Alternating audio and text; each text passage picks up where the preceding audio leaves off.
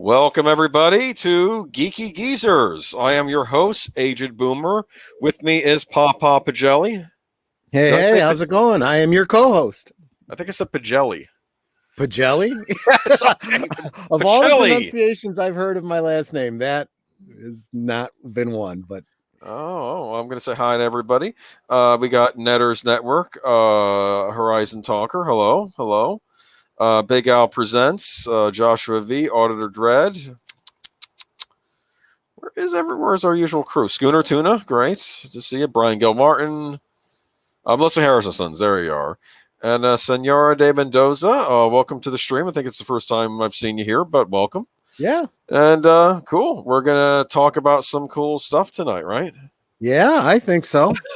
I mean, it's basically the state of the world at this point. Everything is canceled or censored or minimized or doxxed or everything is bad. Everything is bad, and you must feel horrible for liking it. I'm getting to the point where I'm having a sense of humor about this, though. Maybe it's been going on so long. That or I'm just losing my mind. Possibly. It does feel like a big psyop.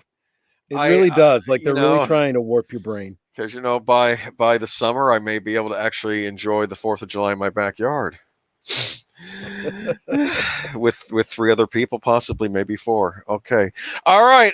You didn't ask me what I'm sipping on. What you sipping on? I have a Canada Dry ginger ale and orangeade. I'm fighting off an allergy tonight. Yeah, I'm not going to take any pills because if I do, I'm going to get the mind sours on. I'm going to get down in the dumps. Fair enough. Benadryl tends to make me depressed, and I'm depressed enough as it is. Okay, so it is kind of a sleepy time type of drug, so I understand that. I'm sipping on my Rockstar Pure Zero Silver Ice energy drink, trying to keep going. I'm telling you, that loss of an hour I hate sleep, it was just killer. I hate it. I can't stand that. It was bad. Usually I'm able to plan ahead, but this year was just like, no. I was testing out NES cartridges last night, and then I look, it's 4 a.m. That's not good. I have to get it for church in the morning. So we literally, we went to bed immediately after the rewatch last night, but then we had to be up early for Matthew Flynn's live stream, which was an hour later than I expected because they're on a different daylight savings time than we are. Because it's Great Britain, right? Yeah. So it's like, just the hits keep on coming on me today. So I'm just trying to keep it Tuesday we have Mr. Matchstick stream, right? Yes, we do. Culture Fortress. So I better prep for that tomorrow. But Benadryl plus Sarah McLachlan equals a bottle of Jack. Oh, okay. Yeah, I can see that. You know what, Daniel? You're canceled. Leia Plus Size, welcome to the chat. You're canceled. Yeah, you're all canceled tonight. Everybody's canceled. I seriously had considered doing Geeky Geezers canceled stream, but I was like, no, I don't want people to think our show's been canceled. I'm thinking I gotta sell out to the other side at this point. If I sell out my close friends and family, there'll be a spot at the table for me, and then I'll do that, and then they'll cancel me right after. I'm just telling that's exactly it, and people keep missing that point. You join, you sell your soul. They will eventually turn on you. Look at history. It has happened throughout history. The revolution happens, and then the people in power kill all the revolutionaries. It happened. Like Robespierre. Every single time. Yeah. What happened to Robespierre? Just remember that. Wolf 10 Media, Sam and Proctor, welcome. Okay. But I don't know. Maybe we could start off the stream with something positive. What do you think? Like we always have to go back to the old days to find something positive because there's nothing left in the modern world that's positive. We have one positive story, but it's later. But yes. So tell me about the good old days, Troy. So we were talking before the stream, and we were talking about the old board games we used to play. And really, I mean, if you're an adult playing board games, you're playing these like boutique type games that are really expensive, $60-$70 games. Oh yeah. That are very, very complicated. The simple games that were a lot of fun are really meant for kids. And I have some fond memories of those things. Obviously the one that I thought of first was probably the hardest one for a kid to keep intact. And that was Mousetrap. Do you remember Mousetrap? Yes. Oh yes. It was this 3-dimensional build it as you go, Rube Goldberg-esque, kind of thing, where if you landed on a certain spot, you'd have to trigger the mousetrap, and if everything was set up exactly right, it would drop the net, and you ran the risk of being caught in the trap. And it was a lot of fun. Sometimes the fun wasn't even playing the game. It was, okay, let's just set up the whole thing and see if we can make it work. I would do because that it was all the a time. Rube Goldberg thing, Mm-hmm. They They should have made different varieties. No, I remember Mousetrap actually. That was one I do remember a lot. Yeah. And, you had the guy ready. He's on like the plank and he's going to dive into the swimming pool, right? Yep. That would trigger something else, and then something else would trigger. The idea is eventually the net would come falling down. But it was really a part of the game that if it didn't go right, the game continued, and that was part of it. If everything worked perfectly, mousetrap, but if it didn't, the game continued. It was an exciting a way of dealing with a random element of the barely working, mechanics of the game. But the other thing is that there were all these parts that you needed to keep straight. And for a kid, losing those parts was very, very common. Oh, I'm telling you, you would lose parts to board games all the time. Like I think my brother had a copy of Dungeon, the old I do. The old TSR board game, which was almost like a board game versions of Dungeons and Dragons. Yep. And you take it on a camping trip, we'd lose half the pieces. Eventually, I bought myself a copy of it when it got re-released. I think in the mid '80s, I got that version of it. I don't know if I still have all the pieces to it. I was pretty good about holding on to stuff when I was a kid, but you lose things regardless how good you are. And I think they did a re-release of that a few years ago too. But Dungeon was a big one. I used to love the board game in that because you'd be a group of adventurers entering a dungeon, and there'd be all sorts of things on the board that you'd look at, like this giant worm, like all sorts of things out of Dungeons and Dragons, basically. And the idea, I think, was to get to the middle of the board to get the treasure, but then you also had to get out of the dungeon, right? Mm-hmm. Back out. You had to also get back out and get to the exit first or something. I seem to remember that. It's been so long since I played it, but yeah. Yep. I'm trying to think though. Actually, I can share with you a game from my youth. Does anybody want to look at it real quick? I don't know if the sound's going to come through because the share screen stuff. I apologize if there's going to be a boomer moment, but let's go ahead and do share screen. Share screen.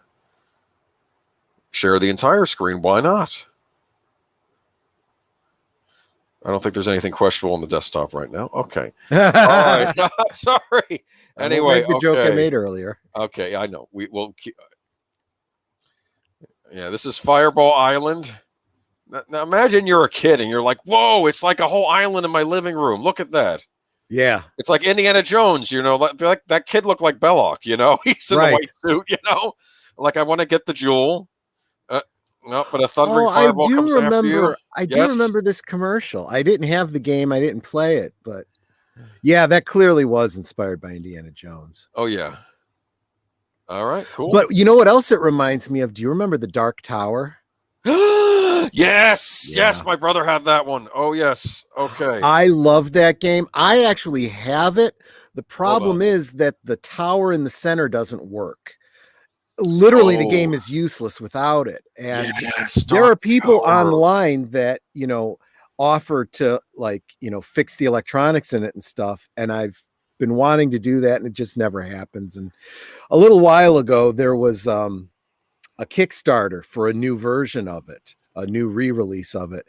And I didn't get in on that because I was like, well, I'll get mine fixed. And well, I just never have. And it just sits taking up room in our basement, Oh, I miss that game. I really, really do. I think my brother still has his. We haven't touched it in years, though. That's one of those things, too, where it was a battery-operated tower, so heaven help you if you left the batteries in it. Yeah. And there was a mechanical element to it. The thing would turn inside and stuff, and it was very rudimentary, electronics inside. So they did go bad easily. Although I guess my understanding is that also makes it easy for people to fix that know how to work circuit boards and stuff like that. I I remember being the kid. That was like the most advanced thing ever because you would have these I know. pieces on a board, and the pieces you had were pretty neat looking. Okay, Yeah. but then like the thing would make noises and like it would flip Yep. around, and, Da-da, da-da, and then you'd be yeah. fighting the brigands, and the dragon would come in and stuff. Yeah, I remember that Yeah. game. No, Yeah, that was it was a lot of fun. that was a neat board game. I think Vincent Price did the commercial for that. Didn't Yeah. he? Yeah. There was also a series of like VHS board games where you were limited to an hour because that's how long the video took. But you know, instead of dice or you would use dice, but at certain points the video would play and it would command the certain character to do certain things. The one that stands out the most in most people's mind is the game Nightmare. That was I remember a really that cool game. Yeah. That was the one that had the creepy dude in the black cloak who looked like the Emperor from Star Wars, right? Kind of. Like Yeah.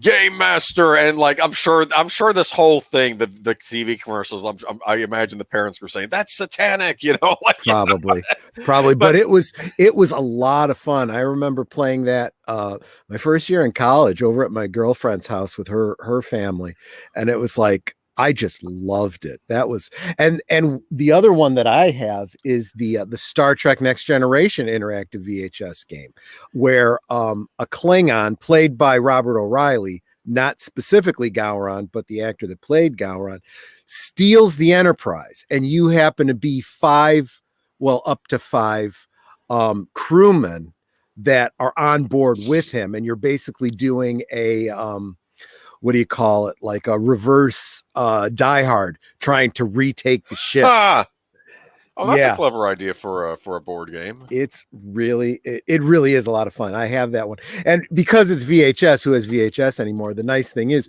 you can go on YouTube and you can find the VHS converted to, you know, YouTube, and I just pulled it down and turned it into a DVD so I can still play the game, you know. Yeah, you could they could always release it though on with a DVD, they couldn't could. they? I mean, why don't they just do that? They could do that. That'd be neat. Because the people that market for Star Trek are dumbasses. That's I keep forgetting we know who's in charge of these things. Yeah, yes. exactly. Okay, I'm sorry. And bad reboot that wouldn't make money on that, so it doesn't happen, you know. Well, they probably would make money. And there was one other, and I'm struggling to find. It was a Dungeons and Dragons type VHS board game. Was it called Dragon Strike?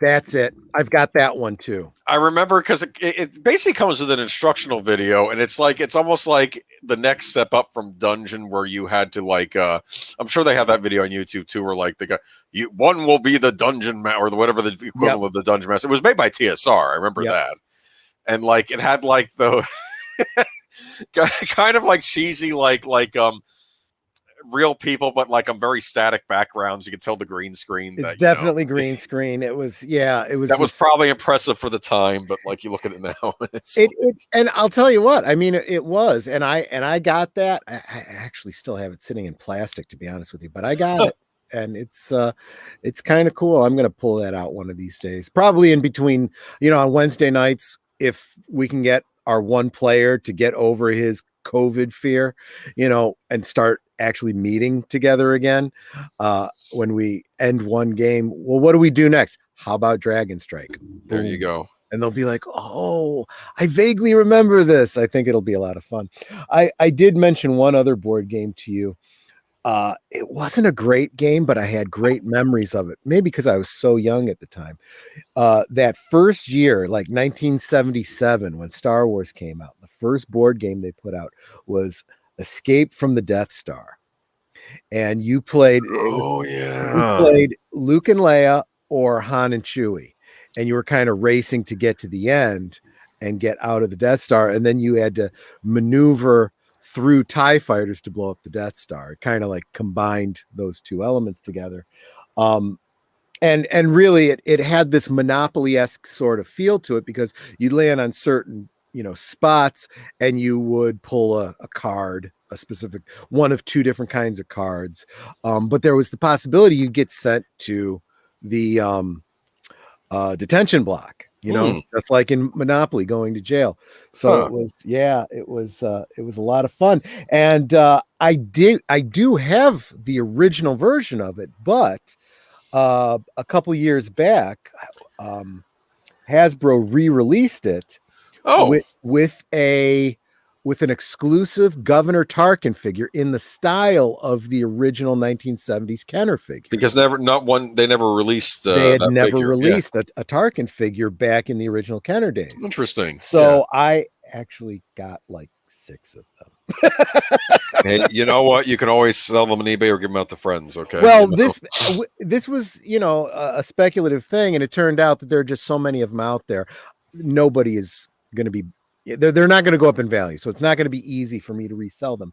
What would be a cool thing for me to do, since I have them, is Governor Tarkin's figure is very customizable with a simple, boil and pop head swap.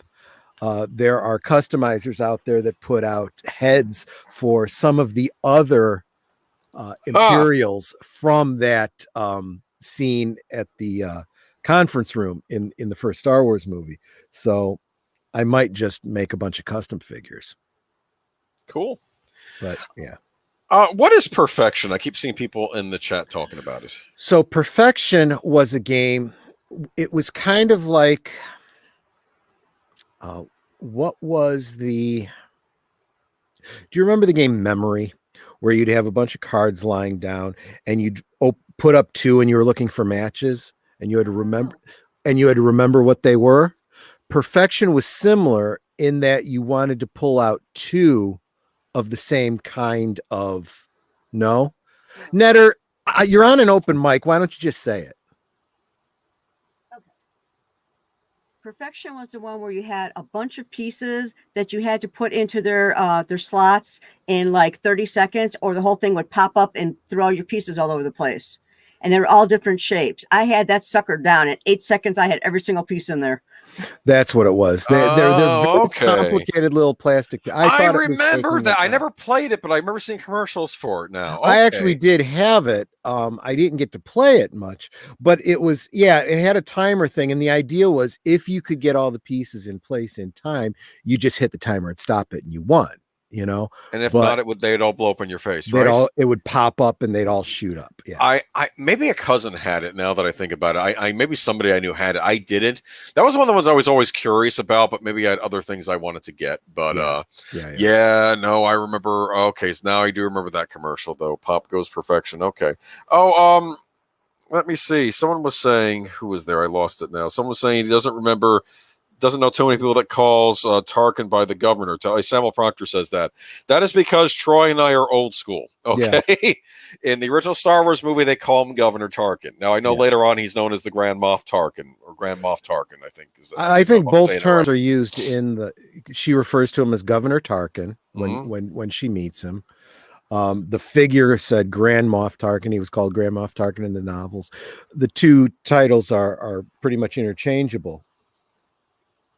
Oh, kind of off board games, but Joshua V got his PS2 for myself 3 years ago to replay my memories.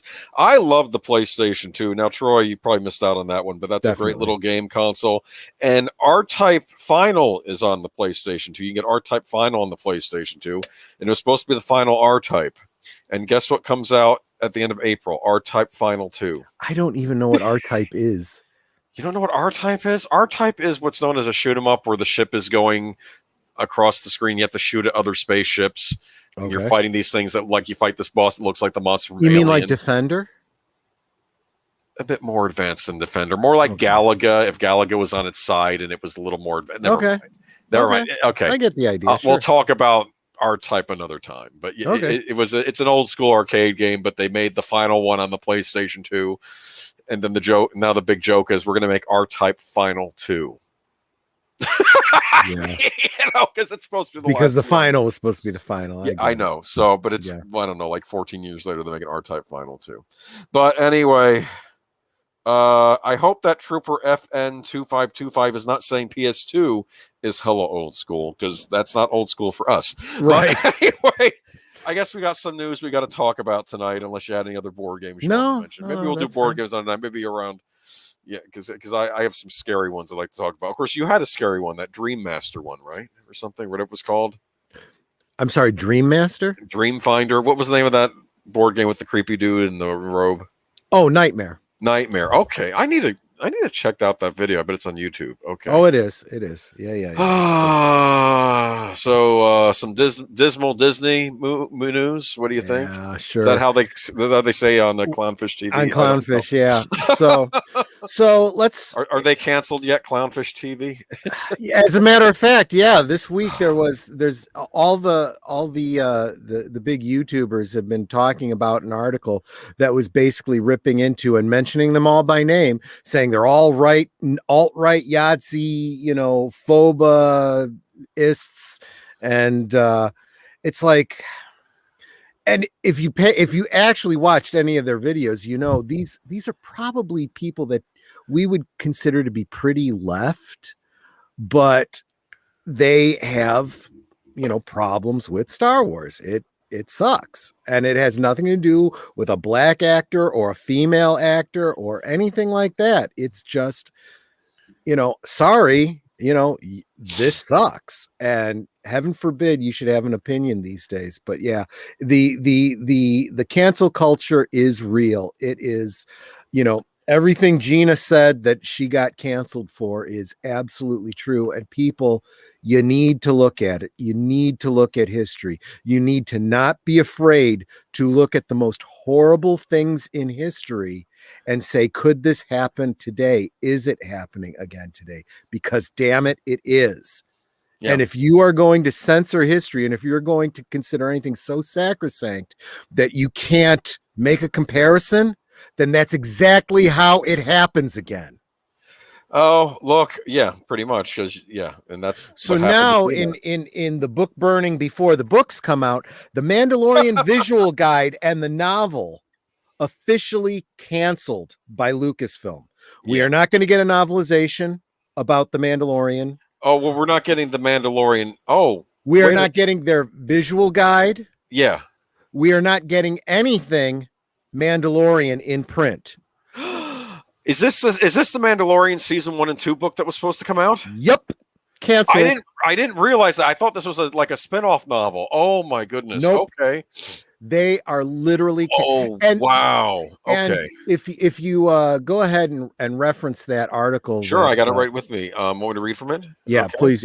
Specifically, if you can read the Twitter tweet, whatever's that they used to announce. Okay. I want to quote is this the DK Books tweet? Yeah.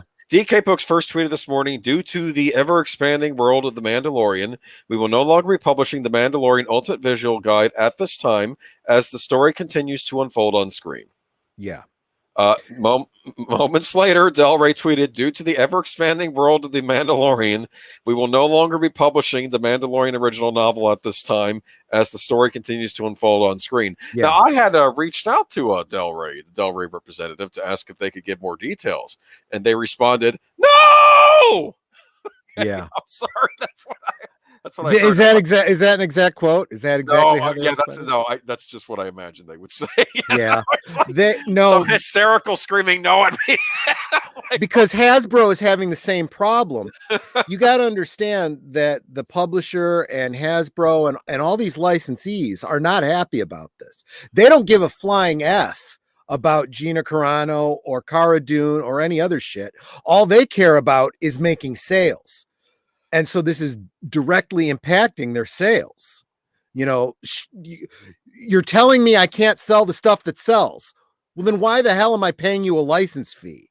But that's what happens. And that reread the first part of that, the whole thing about the expanding universe.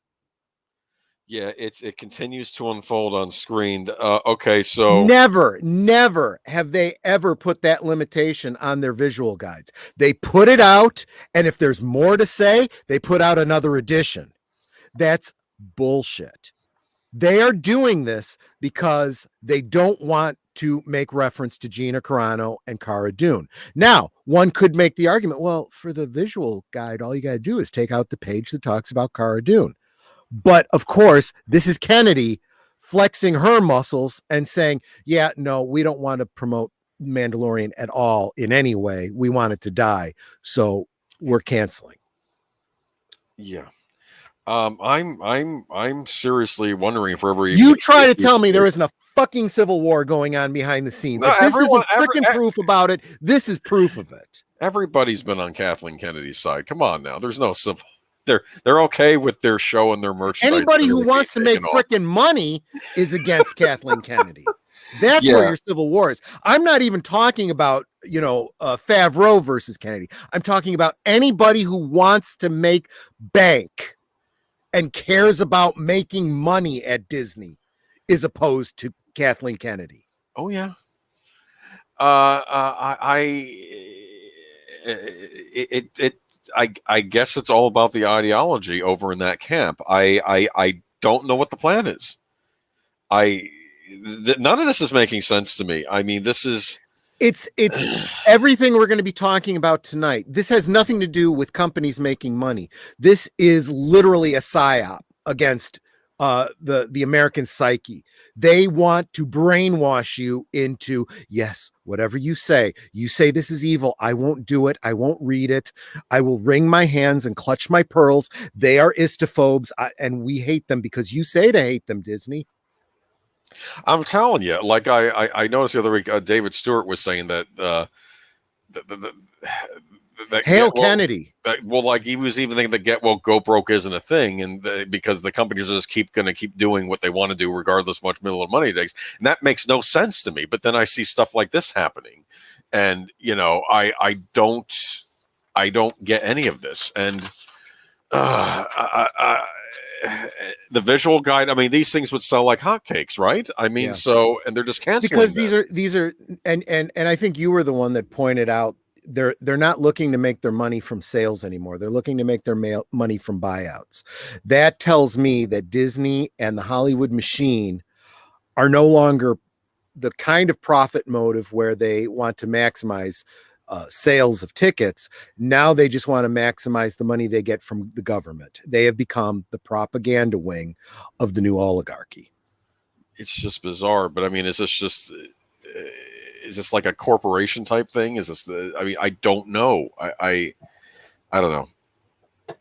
Well, I guess it would be everyone works for, I don't know, like, because you were saying buyouts, and I kept thinking, like, what is another company going to buy up Disney? Is that what they're trying to do? I just, nobody can afford to because everyone's broke. No. What happens is no one's going to be able to buy Disney, and Disney can go to their left-wing friends in the government and say, "We're going to go bankrupt. You don't want the mouse to go bankrupt. They're the face of America. You need to give us $1 billion buyout." Here's what I'm going to say, though. Can they do that? I've heard this, too, from other people about they would go to the government for bailouts, but they do it all the time. They did it for the banks. They'll do it for Disney. They're doing it for all of Hollywood. The bill's already in the Senate. But, well, that'll be interesting. I'll look that up later. That might be something to talk about next week. But, Autogenous comment for you. Sounds like Chapek is okay with his good old pal Kennedy not making money because ideology is their business goal. So here's what I'm going to say about Chapek, okay? Should I get into the next article or something? Or go ahead. Say what you're going to say about him. What is the next article? Because we are. Yeah. No, that is a great segue. So Disney CEO addresses Gina Carano, Mandalorian firing, Lucasfilm chief's future at shareholder meeting. So that's an excellent point. We had previously had a pre-filmed bit where he was going on about how great Kathleen Kennedy was and how great Favreau was and how great everybody, Feige, they're all wonderful. Please invest in Disney. That's basically what he was getting at, right? And everyone's coming out saying, "Oh, he supports Kathleen Kennedy," and it's like, that may be true, but you can't take anything he says at face value. He's going and making, I said that would be like making a commercial. We know that our product sucks, but please give us a chance anyway. You don't do that. You say our product is the best there is and everything here is awesome. Come buy our product, And that's what Chapek is doing. When he says Kathleen Kennedy's doing a great job, he cannot publicly go out and say, "Yeah, this bitch sucks. Let's get rid of her." You can say that behind the scenes. He's not going to say that on camera. So then we have this investor call where everybody who owns stock in Disney, which is not me anymore, because Netta and I sold our stock because we simply can no longer justify supporting a company that supports Chinese camps where people go to think really hard. But so two people did get through to make their comments, and one of them said, so is there a blacklist at Disney? Because it's been very clear that you're going to fire somebody like Gina Carano, who makes comments on social media that are considered to be right-wing, but the left-wing comments you stand behind. No.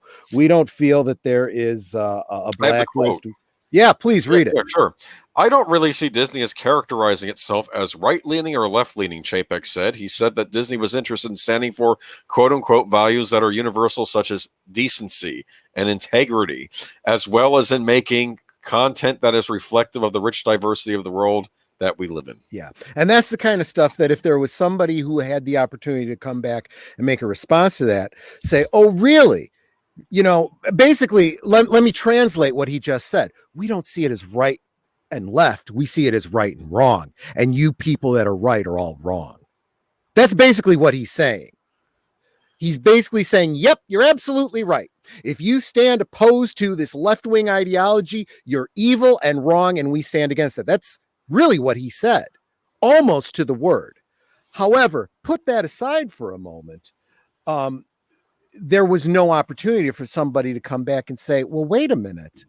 You are perfectly okay with somebody drawing a comparison to the National Socialist Party of Germany when it's somebody on the left, like a certain Mandalorian. But when someone draws a comparison like Gina Carano, you fire her. You're hypocrites, you know? But that's not what came out. But what was even more telling was the person that said something about, do you have any intention of firing Kathleen Kennedy and putting someone more competent in charge like Jon Favreau? And his response was, we're very pleased to be working with someone like Kathleen Kennedy. And I have the quote. Please. Because we don't want to mischaracterize. We don't want to mischaracterize anyone on the stream. Chapek declared himself absolutely thrilled with Kennedy's performance. We look forward to having Kathy directing the activities of the entire Lucasfilm operation for many years to come. Exactly. So the first reaction is, oh my gosh, he's supporting her and he likes her and he's behind her. And again, I will say that may be true, but you can't take what he said at an investor call as evidence of that. What the hell is he going to say? Yeah, she's a bitch. I can't stand her. I want to get rid of her, but what can I do? She's a woman. He wouldn't do that at an investor call. Exactly. We're getting rid of her tomorrow. He clearly had a scripted response ready to go because he could basically repeated what he had said, in the previous, recorded video.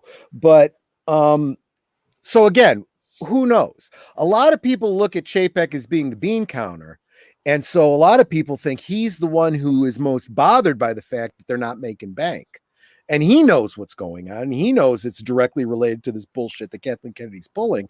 But it is what I've been saying all along, people. It is far more complicated than just she's not making money, we should fire her. There are all kinds of politics going on. Corporate politics, real world politics, global politics, all kinds of things at play that limit, anybody who thinks that any one person can just wave a magic wand and do whatever they want is very deluded. Everyone thinks the president of the United States is a dictator who can, do an executive order and do whatever he wants. That's not how it works, people. And it's the same thing with the CEO of a company. They can't just do whatever they want because everybody answers to somebody. And that's what we're getting at today. Everyone has to answer to the mob now. The mob mentality of cancel culture. That is real. And people need to think about that before they post something online or make a press release. But it's being managed by corporations. Okay. It is. because corporations are pluralities. They are not single people. They, don't exist in a vacuum. They have to answer to each other.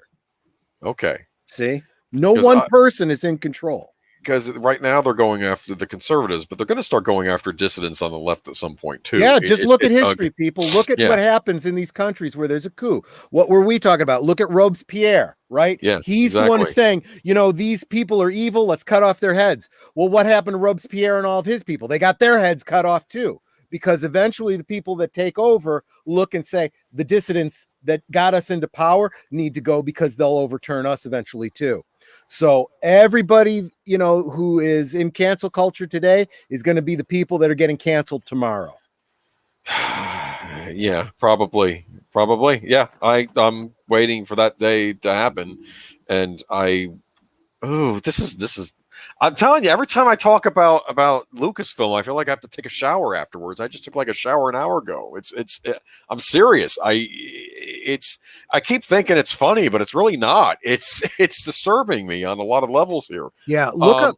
I wouldn't, this is a bit of a side thing, but I would highly recommend that anybody who is concerned about cancel culture, look back at the famous poem by Martin, I think it's pronounced Niemöller, who wrote First They Came for the socialists, and I did not speak out because I was not a socialist. Then they came for the trade unionists, and I didn't speak out because I wasn't a trade unionist. Then they came for the Jews, but I didn't speak out because I am not a Jew. And then they came for me, and there was no one left to speak for me. Look, you can substitute whatever you want in there. First, they came for the conservatives, but I didn't speak out because I wasn't a conservative. Then they came for the istophobes, and I didn't speak out because I wasn't an istophobe. Then they came for me, and there was no one left to speak for me. Well, that's the thing too about being an istophobe. You're not an istophobe until somebody says you are, and then you are one. Yeah, and that makes the word meaningless. Yes, because think about it. Even under the National Socialist Party, if you were called a Jew, you didn't even necessarily have to be a Jew.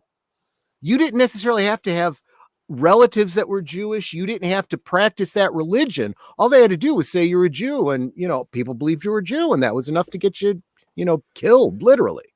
Oh, there was I think there was something about that period in Germany, right? And there was like a movie I was watching one time, and they said, everyone's a yes man here. What happened to all the no people? You people saying no. Oh, they're all 6 feet under right now. Okay, yep. That's what he said, Exactly. Because there were people or afraid of becoming 6 feet under. Yeah.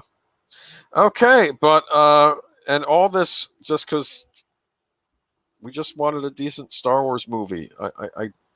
And for just eating crow. I'll be polite. Yeah, you're not allowed to do that anymore. You're not allowed to want anything. You're not allowed to shut up and just enjoy what you get. But no, I don't know though. Chapek, I don't know who he is at this point. I know Iger. I had a suspicion after a while he didn't like Kennedy, but I have no idea where Chapek is. Iger, we have the two Bobs there. In fact, I said it's all about politics. Iger wants to run for president. So he needs to make sure that all the social justice warriors are on his side, because those are the ones that are setting people up in politics these days. Think about it. Bob Iger gets to be president of the United States one day. He can give a bailout to Disney. I didn't think about that. I don't know. By the time he gets a chance to run, I think that the pendulum's going to completely swing. And I know. I'm just saying, theoretically, the heirs are going to be getting beheaded. So theoretically, that's my point. Okay, that might be what they're thinking. Well, we'll be in power, and we're invincible. We're like that guy in in Goldeneye, the James Bond movie. Keeps saying, "I am invincible." I think it was Alan Cummings' character, right? Yeah. And then some liquid nitrogen falls on him, I think, or something. Anyway, lay a plus size. The one standing up to cancel culture is us, the fans. The studios are so scared. I hope that's the case. And I'm telling you, though, it's getting. I don't know if it's always darkest before the dawn. It's getting a little hairy out there now, though. Yeah, it has gotten to the point where they're literally going to need to file for bankruptcy before they start to turn things around. It really is. But when I tell you it's a psyop, you tell me that it's not. When Disney Plus removes Peter Pan and Dumbo from the kids' profiles due to negative depictions. So yeah. Go ahead and share the article. I'm going to share the article. Can I give a little personal thing about Dumbo? I grew up with Dumbo. That was one of the few ones they actually showed on the Disney Channel when I was a kid.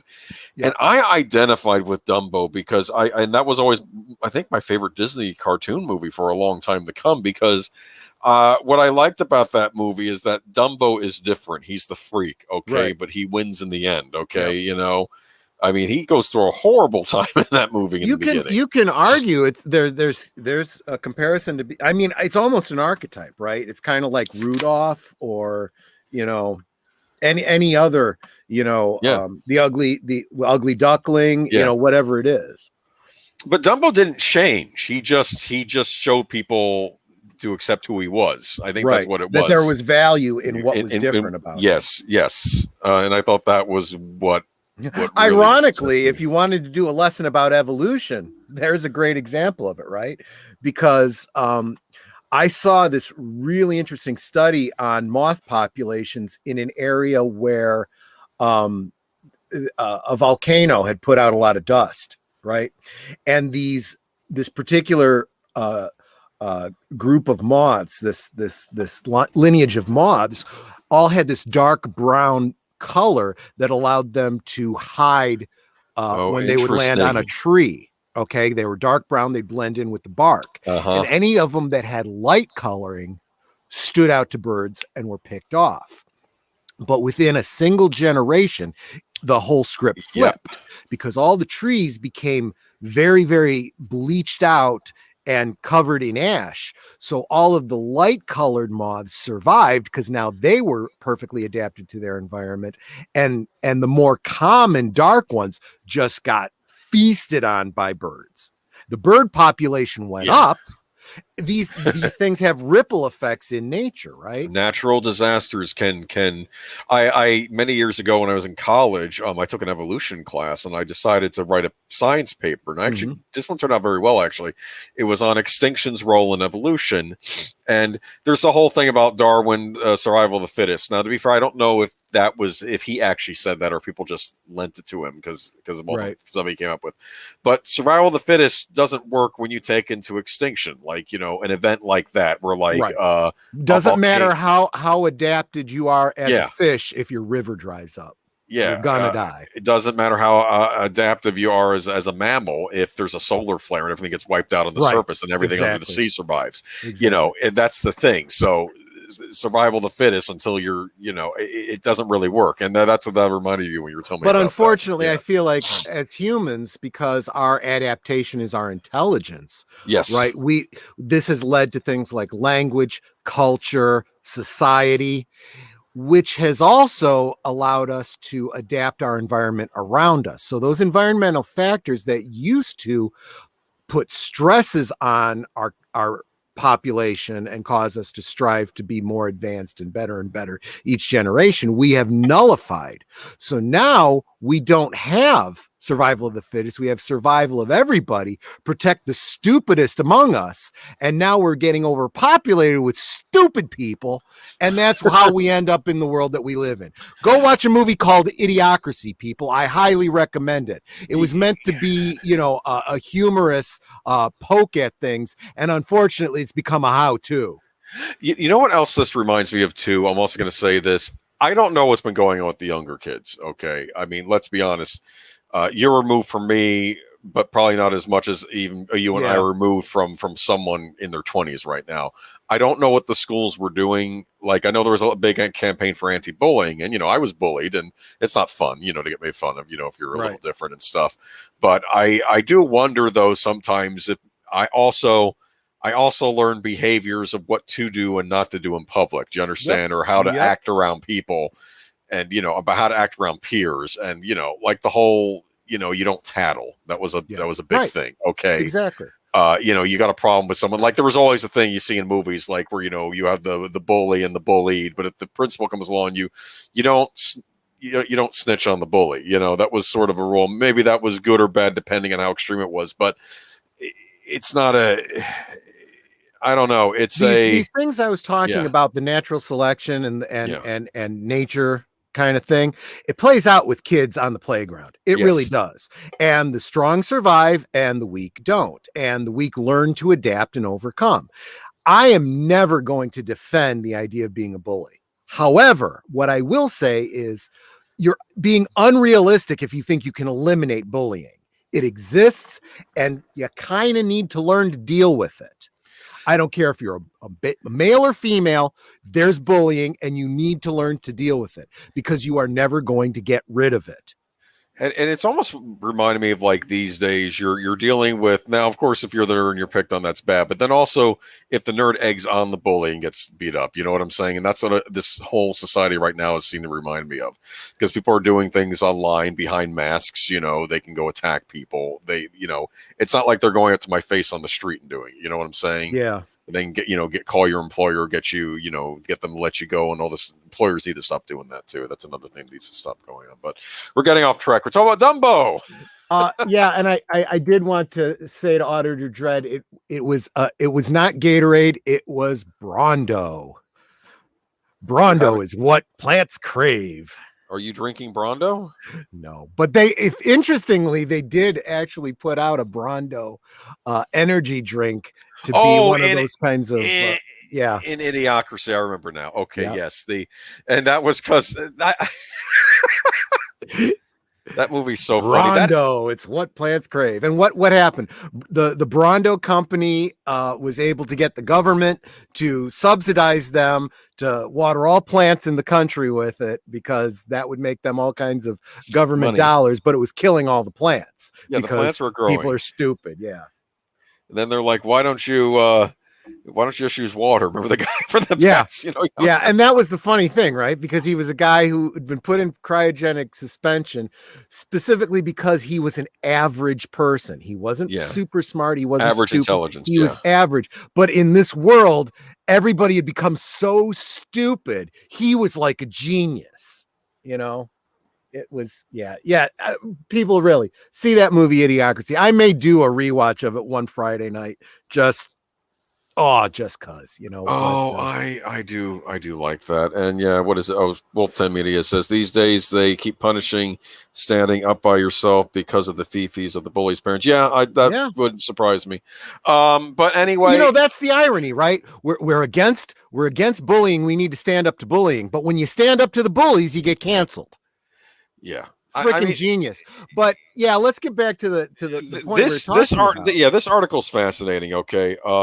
Because it starts out with Disney Plus has removed kids profile, so you can't watch if you have a kids profile, kind of like how on Netflix there's the child's profile. Yeah, so you're not watching Lethal Weapon. Let me set the stage for why people are even getting Disney Plus to begin with. Okay, I know that most of the people in our community think that people get Disney because they want to watch WandaVision and The Mandalorian, but the vast majority of families that are getting Disney Plus are doing it because they want there to be quality shows that they can have their kids watch. Not only that, Disney Plus gives them the option to have an account specifically for their kids so that when they say go watch TV, they can put on their own Disney Plus channel and the parents can know that they're watching good, wholesome shows that they don't really have to pay too much attention to. But now the people that know better than the parents at Disney have decided that among those shows that kids should be allowed to watch, Peter Pan and Dumbo and several others are not among them because they are now considered problematic. That is not up to the parents to decide. That is up to the powers that be at Disney to decide what your kids can and can't watch. And there is a limited amount of shows on the Disney Kids Network that kids can watch to begin with. And now you're limiting it even more. Hey, I just had a thought. If let's say I get canceled, okay, in the cancel culture, because they call me an istophobe, can I then go sue Disney because I grew up with the Disney Channel and I watch Peter Pan and Dumbo as a young kid and then got negatively influenced. You know, it would be very interesting to see that kind of a case come up. Now, I would guarantee you the courts would shoot that down because that does not fit the narrative they're trying to push. But I would love to see it at least be brought up as a case because that gets it into the public consciousness. Look, if you are making the argument that this was problematic and it was wrong then and it's wrong now, well, then and you're afraid to teach these kids that this is okay and that's why you're taking it off, then it affected me as a kid and therefore I am the way I am because of you. Yeah, you kind of already admitted it. It's the whole institutional thing they always talk about, and they're the institution, so it's their fault. And you've been the institution, and you've literally admitted guilt. But yeah, so I don't know what the article lists, but I did do a little bit of research beyond that particular article. It's Peter Pan. And let's be, I know when I was looking into this, I was like, well, what is it about Dumbo? What is it about Peter Pan? Peter Pan has what they consider to be negative depictions of Native Americans. Forget the fact that this has nothing to do with America. Yeah, they're fictional. They're fictional. Yeah, natives. Fictional natives. So they're not from the United States. Okay. Or let me tell you something. I was in Peter continent. Pan in high school. And my girlfriend at the time was one of those Indians. So as far as I'm concerned, the Tiger Lily was a beautiful blonde, and one of the other squaws was a gorgeous redhead. So I don't know what they're talking about. Dumbo has these crows that you really have to know the stereotypical cultures of the time to get that the crows were intended to be stylized depictions of stereotypical African American people of the day. This is the kind of thing where, everything is innocent to the innocent, right? Yeah, anybody born after 1970 would have no idea. I thought the crows were neat because they were helping Dumbo out when everybody else was a jerk. I mean, first they kind of laugh at him a little bit, but then the mouse says, they even took his mother, and the crows start crying. You're like, okay, these guys are all right. That's what I thought when I was. And that's the other thing too. There's nothing. I don't remember there being anything. Even if you assume it's true, which, let's face it, the people that made it was true. They were meant to be caricaturizations of a stereotypical African American of the day. However, I don't really see them as being negative. We consider that negative, but I'll be honest with you. You could actually say it wasn't just Black people of the day. It was most Southerners of the day. Honestly, if you're honest. Yeah. You go down to New Orleans, you go down to Georgia, okay? You'd find white people talking and acting exactly the same way. Now, you could argue that with me. There's probably some nuance in that. But honestly, we have much bigger things going on than this, Yeah, well, and the fact that they are, in fact, crows, okay? They are crows. Nobody today who didn't know the history behind this is going to connect that to any group of human beings today. Yeah. Okay. So then what was the other one? There was I have this one up here. Oh, Lady in the Tramp. Oh, that was because of the Siamese Siamese cat song. Yeah. Okay. And negative depictions of Asian Americans. Swiss Family Robinson. Aristocats. Have I seen that one? Aristocats. What was the Swiss Family Robinson problem? Were there Asian pirates in that? Yep. But there were Asian pirates. Yeah, exactly. Okay. It's like this actually was a historically appropriate representation. You get pirates from all around the world. I mean, every country had some breed of pirates. And they did generally tend to be of one national origin or the other, because they were prejudiced amongst themselves too.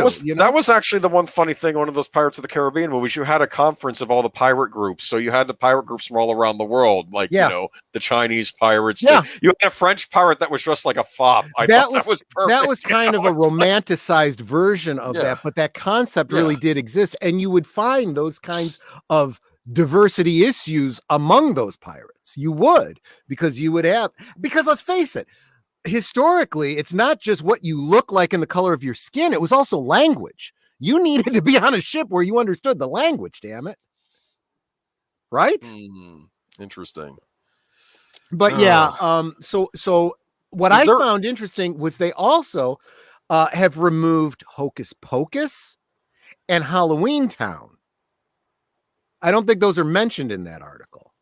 Oh no, they're mentioning another article I put up though. Okay. I just posted it. I'll read from it. Disney blocks Halloween Town movies on kids' accounts. Yeah, you sent this to me. With more and more people talking about the amount of censorship and content warnings of this bus, you can expect people to uncover more blocked and censored content as time moves on. First was Peter Pan, Dumbo, then they came for the Muppet Show, and now they go after the Halloween Town movies. Now, I've never seen the Halloween Town movies. I saw one, and it was just because I really like Debbie Reynolds, so Okay, yeah, all of the Halloween Town movies are on Disney Plus, but only for adult profiles. Now, this is the Hocus Pocus, Mr. Boogedy. So anything that's Halloween related now is bad. I don't for kids. know. I don't know. Think it might be anything that has anything to do with the supernatural.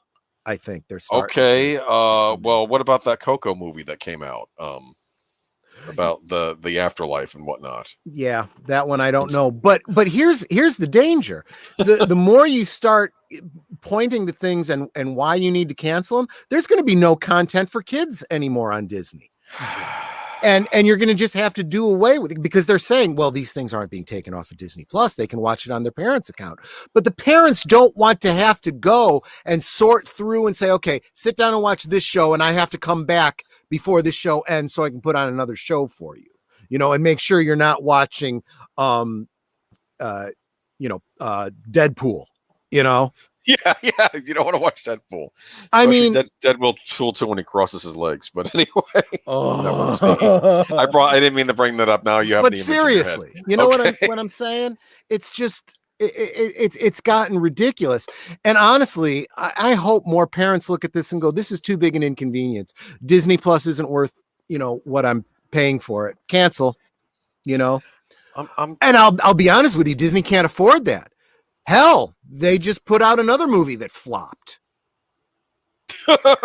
Disney's Raya the Last Dragon flops with 8.6 million domestically, 39% lower than Tom and Jerry. Yeah.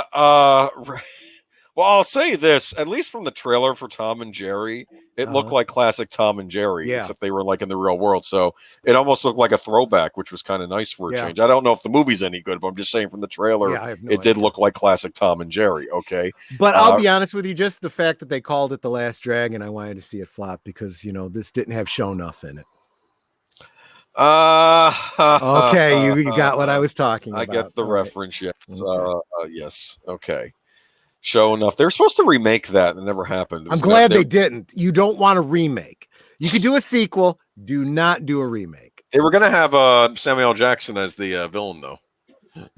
Oh my gosh, Sam Jackson would make a good Show Enough. Yeah, that's that he was going to be, but I don't know. Maybe it didn't happen. You get Robert Rodriguez to direct it. That could work. I don't know. We'll see. Okay, but anyway, Raya flop. So it's another flop of another Asian story. Oh yeah. Disney again trying to push this whole China, push. Yeah, that's blowing up in their damn faces. Can I read from the article? Please. There's some good factoids here. Okay, there's a new chapter in the Great Rewriting of Film Distribution Rules. Raya and the Last Dragon, the latest feature from Walt Disney Animation Studios. How long before they get rid of Walt Disney in the title of Walt Disney Animation Studios? I know that day's coming, but we'll talk about it later. They're going with it because they can't change the name Disney, right? But they are already starting we know that Walt Disney was racist thing. I'm waiting for that statue in Disney World with him holding Mickey Mouse's hand to come down. There'll be a tearing down the statue like you had in over the summer. If Okay. for no other reason, because he was a white male. Yes, exactly. Okay. Okay. Anyway, though. By the anyway. way, I did want to just state, I was speaking to what their talking point is. Disney was not racist. Exactly. Okay. Yeah, I mean, and that's demonstrably provable. Okay. Yeah. He. Let me see. Yeah, like he wasn't exactly a pro-union guy, but other than that, I'm not really sure. I don't know. They're always looking for stuff on people that are American icons. They want to figure out a way to tear them down. But and Disney did a lot for American culture, whether you like it or not. Whether you like his contributions or not, he did change a lot of American culture. But okay, let me read from this article. Okay. There's a new chapter in the great rewriting of film distribution rules. Raya and the Last Dragon, the latest feature from Walt Disney Studios, has come out simultaneously in theaters and for a $30 premium fee on Disney Plus. This is Disney's first such release, and the initial results are a little underwhelming. Raya debuted at the top of the still tiny domestic box office, taking an estimated of $8.6 million from 2,045 theaters. It opened with around 39% less than Tom and Jerry last week, which took in $14.1 million. Even though Disney's release was better reviewed than Warner Brothers' hybrid cat and mouse reboot. What's more, Tom and Jerry launched day and date on HBO Max for free. Of course, it had world-famous characters on its side, while Raya is an original story. Well, yeah, you can try to use that one, but let me break down some of the things that you're pointing to. First, it was better reviewed. Okay, that means absolutely dick today. Because it really does. Who owns the review sites? Exactly, and it no longer matters. I mean, as stupid as people are, the general public has come to understand that reviews mean bullshit. It really does, because anybody who's ever consumed any media knows.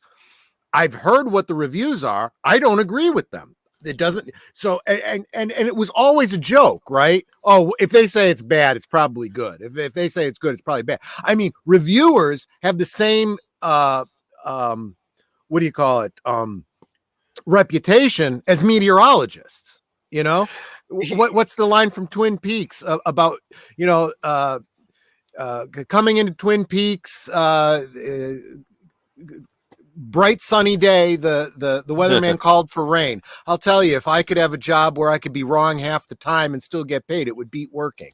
Well, that's pretty much what people think of reviewers. So reviews mean nothing. They only mean something in the big wide circle jerk that is Hollywood. Okay, just like the Oscars and the award ceremonies, they mean nothing to the average person. Okay, they only mean something to these people, standing around giving each other handies. That's all it is. And this is a perfect example of the news media trying to push that narrative. Well, it was more reviewed. We don't understand what happened. Well, let me tell you what happened. You put it out in the general theaters where some states are still in lockdown and not even allowed to leave their damn homes, let alone go to the theater. So it's no shock that nobody's going to the theater to see it, even if they want to. Those that see it at home are already paying for their Disney Plus. They're the only ones that get to see it. Those few minority of families that have Disney Plus coming into their cable box, okay? And of those that are already paying, they're going to pay another $30 on top of it, the premium service, to watch this piece of crap that if they want it, they can wait 2 months and pay $20 and maybe get it on DVD. No, it's not going to happen. And they need to see it time and time and time again. You put it out as a premium on top of your premium service, it's not going to sell. And if that's what you're banking on, you are going to lose money. They learned nothing from Mulan. That's what this is all telling me. I mean, granted, this was probably planned around the same time as Mulan, but this is like the same thing. Let me read to you about how it did overseas in Asian countries, okay? Raya didn't stun overseas either. It took in $17.6 million from 32 markets for a 26.2 worldwide claim. In its biggest foreign market, China, where Disney Plus doesn't exist. It opened with 8.4 million, coming third behind 2 local holdover titles. The film topped a number of markets in Southeast Asia where its story is set, including Thailand, Indonesia, and Singapore. It came second in Vietnam. It seems like this is the irony of the same people calling us all istophobes, right? Talking about diversity, and yet they're out there making films about Chinese culture and Chinese people. And the people in China are looking at this and going, you know nothing about our culture. You know nothing about our history. We are offended by everything you're doing. Yeah. Well, as far as Josh V goes, are you guys forgetting Warner Brothers doing the same thing? They're doing something slightly different. I mean, trust me, I'm going to have plenty to scream about Warner Brothers in a little bit. Just about to we're going to go after them too. But as far as this goes, I don't really like the whole day and date thing on HBO Max because I think it's hurting theaters. But when it does come to HBO Max, they give it to you for free. Okay, you get it for free for like a short period. I think it's a month. And so you can watch the new Tom and Jerry on there. If you're an HBO Max subscriber, you do get to watch it for what you're paying for HBO Max. You're not paying extra on top of HBO Max. Of course, they don't have any original content beyond that, so that's probably why they're doing that. But it's, I don't know. I don't even know if this is a good movie. Just remember what I said. The people that are making these boneheaded decisions are the ones that are insulated from the repercussions of their decisions. They decide to push these agendas that end up losing money for their companies, right? And it doesn't matter because they're under contract and they're going to make the same money no matter what. You have people like Warner Media CEO Jason Kilar, whose 2020 package totaled $52 million with big stock award.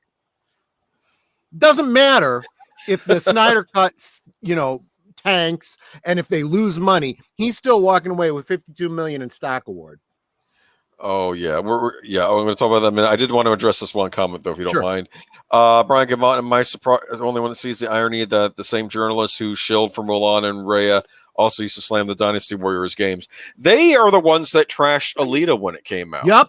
They were all against that. Alita, if you look at the world in that, very diverse world, and they even explain it in the movie why it is so diverse, because everybody from all around the world after the big crash all came to live in this one area. Okay, that's why people speaking different language. I mean, it's as diverse as anything, and of course they trashed that because they had to. Of course, they were worried that it would take business away from Captain Marvel, right? Before Disney bought Fox, which they considered to be diverse when it's actually a white female that is usurping the role that should have gone to Monica Rambeau. And screw the fact that they're finally getting around to Photon now. Too little, too late.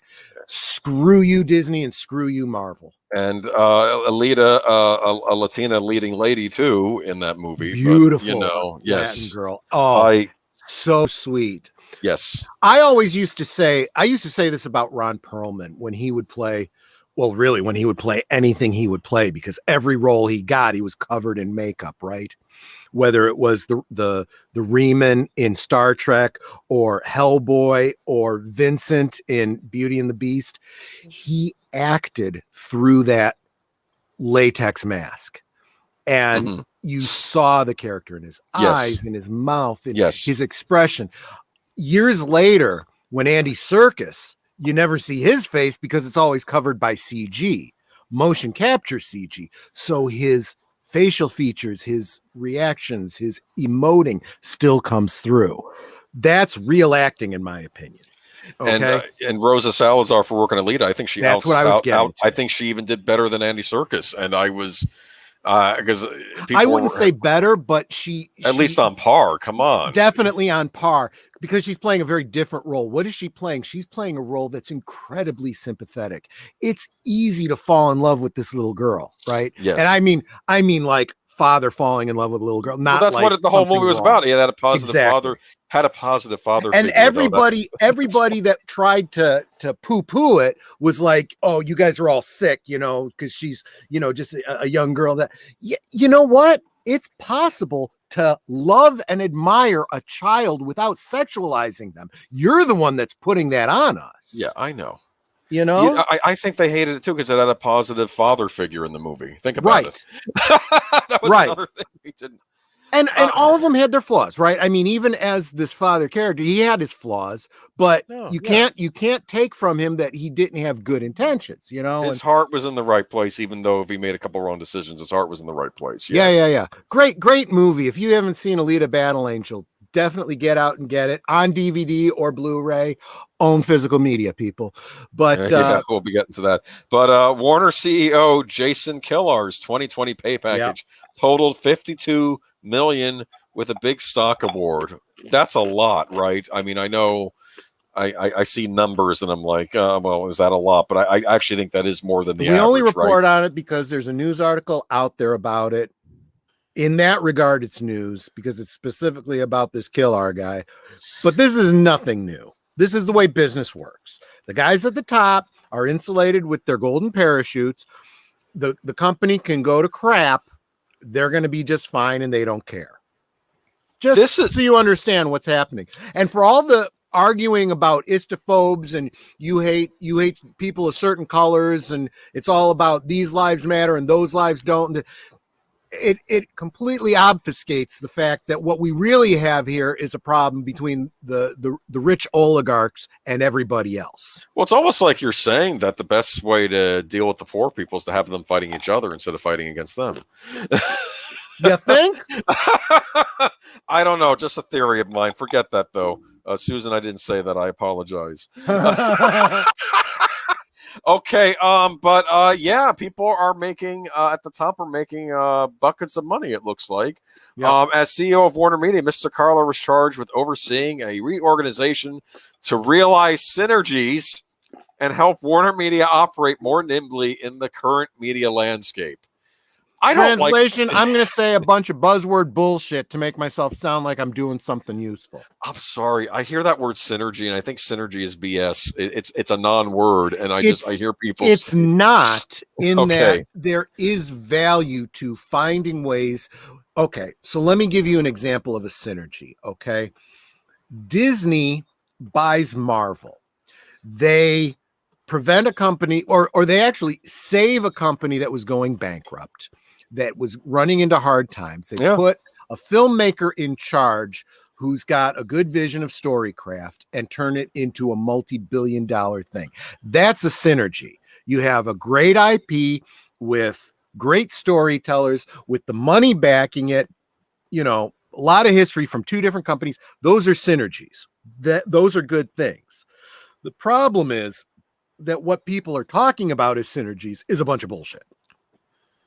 Yeah, you know, they're pointing at fluff and ephemeral bullshit to make themselves look better. I think they're trying to make everybody else think there's synergies happening, and then they get to leave before the ceiling comes down. Okay, that's what I'm thinking is going on here. I'm seriously thinking they're trying to pump this thing up to sell, and then whoever buys it is going to end up with something worthless. I don't know. That's an impression I get. Midnight's Edge did a great commentary about J.J. Abrams and saying, here's what the secret of his success is.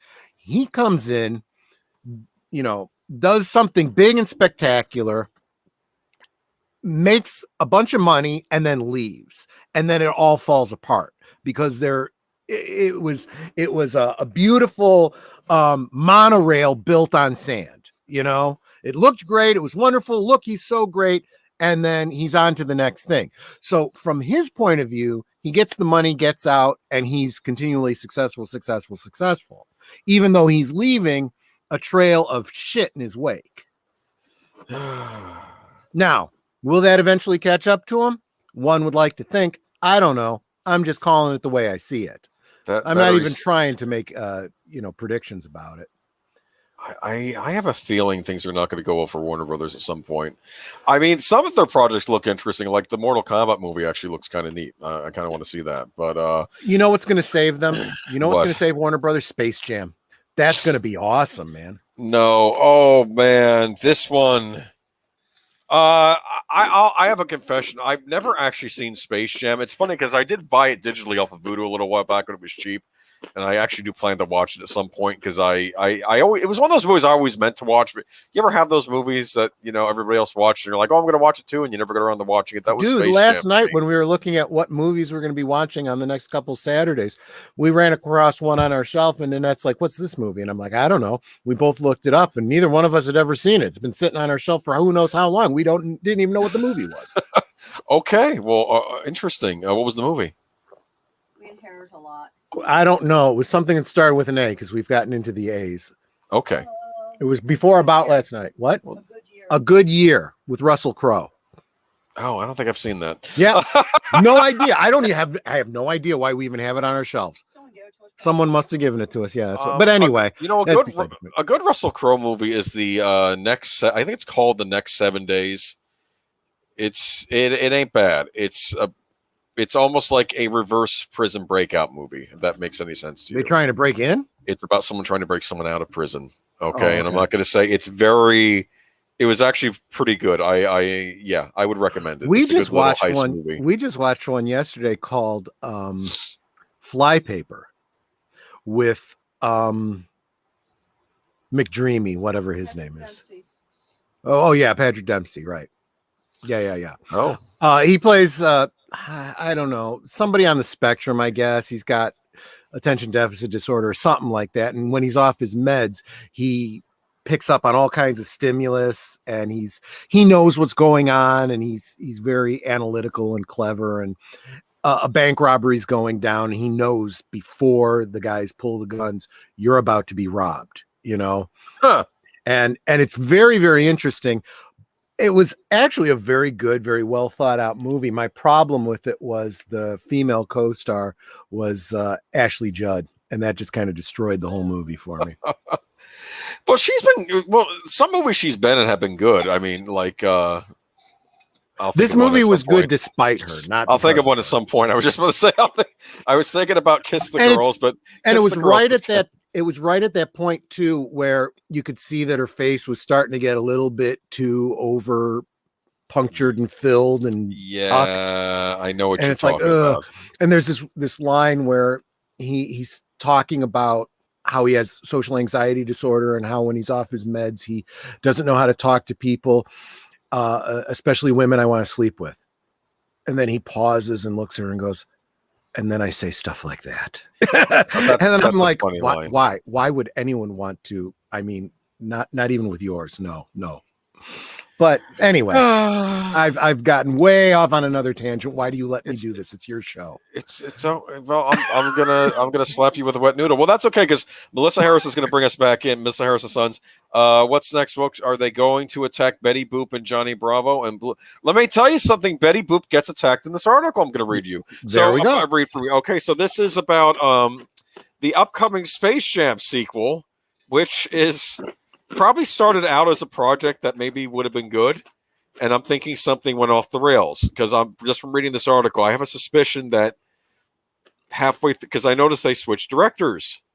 I don't. So maybe the original director knew what he was doing. I don't know. So the upcoming Space Jam sequel starring LeBron is all but guaranteed to be woke as they have canceled Lola Bunny and Pepe Le Pew. Yep. First, director Malcolm D. Lee revealed that the cancellation of Lola Bunny was a conscious effort. He told Entertainment Weekly, Lola, you weren't slurping on something, were you? Okay. No, I was just putting something away. Okay, Sorry never mind. that. Oh no, it's okay. I was worried they were making funny noises when talking about Lola Bunny. I'm kidding. I'm being messing with you.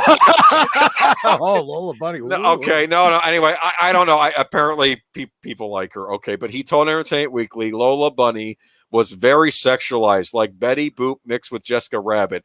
I'm a little sorry here. I've seen pictures of her. She looks pretty and feminine for anthropomorphized rabbit. Yeah.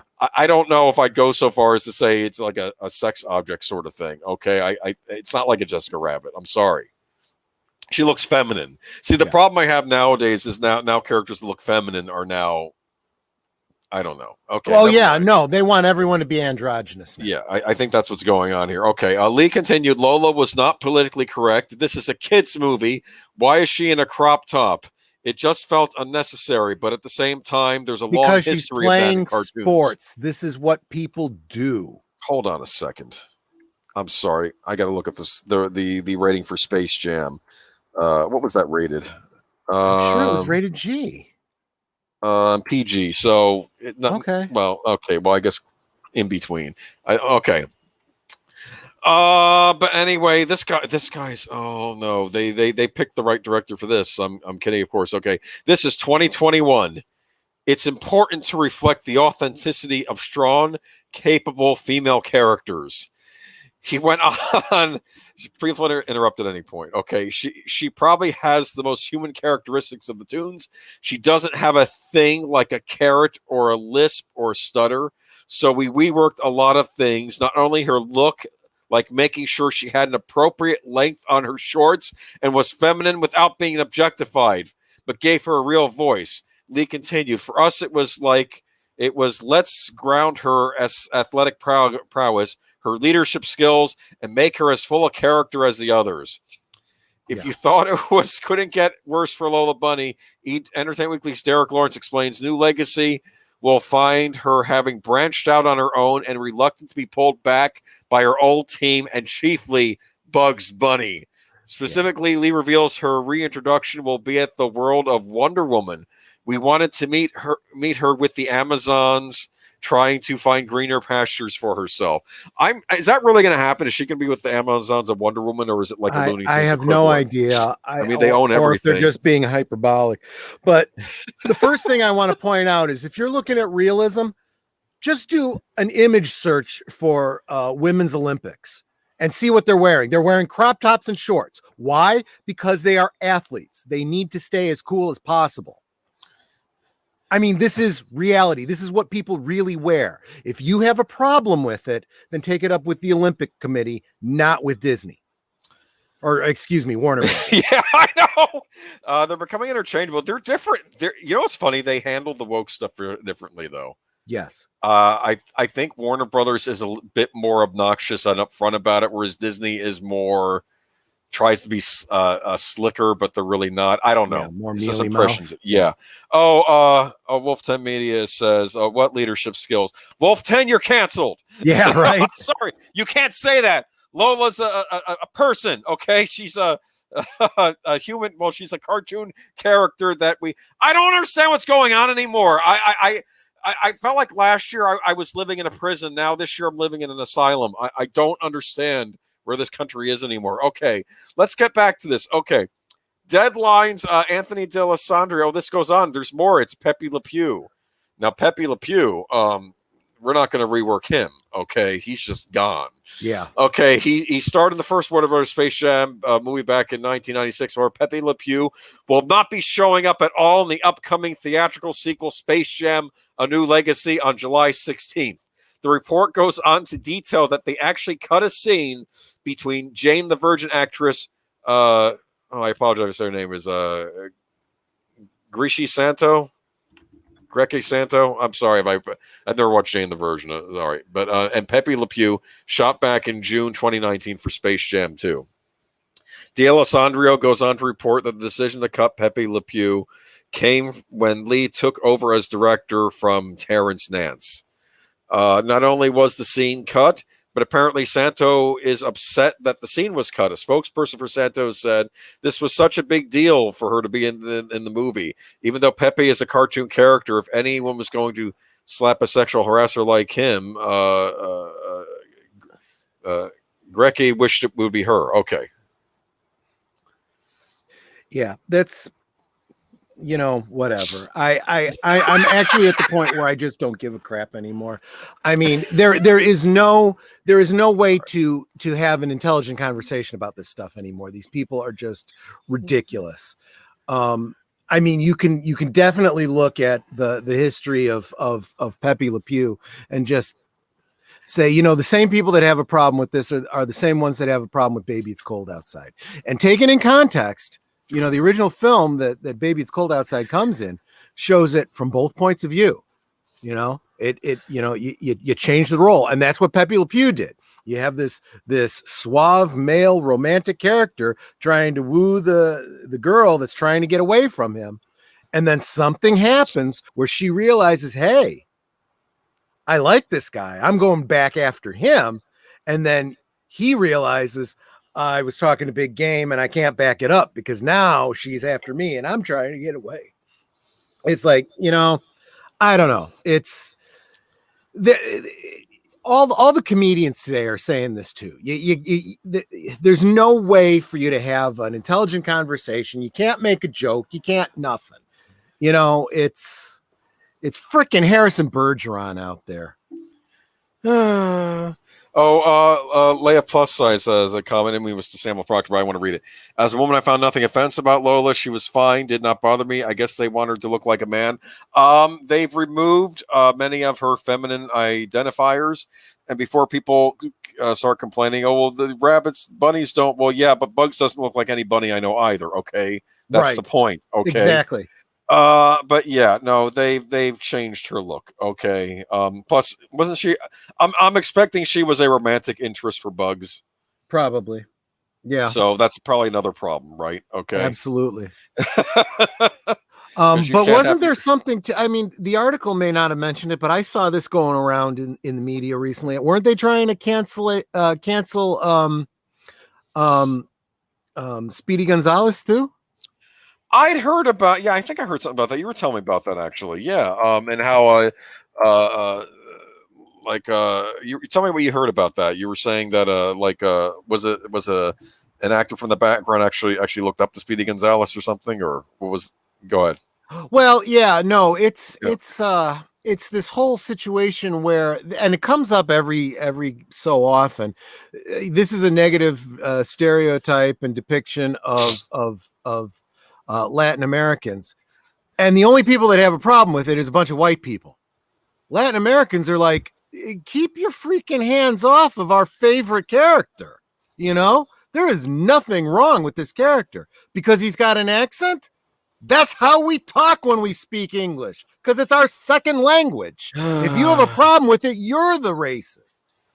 You know?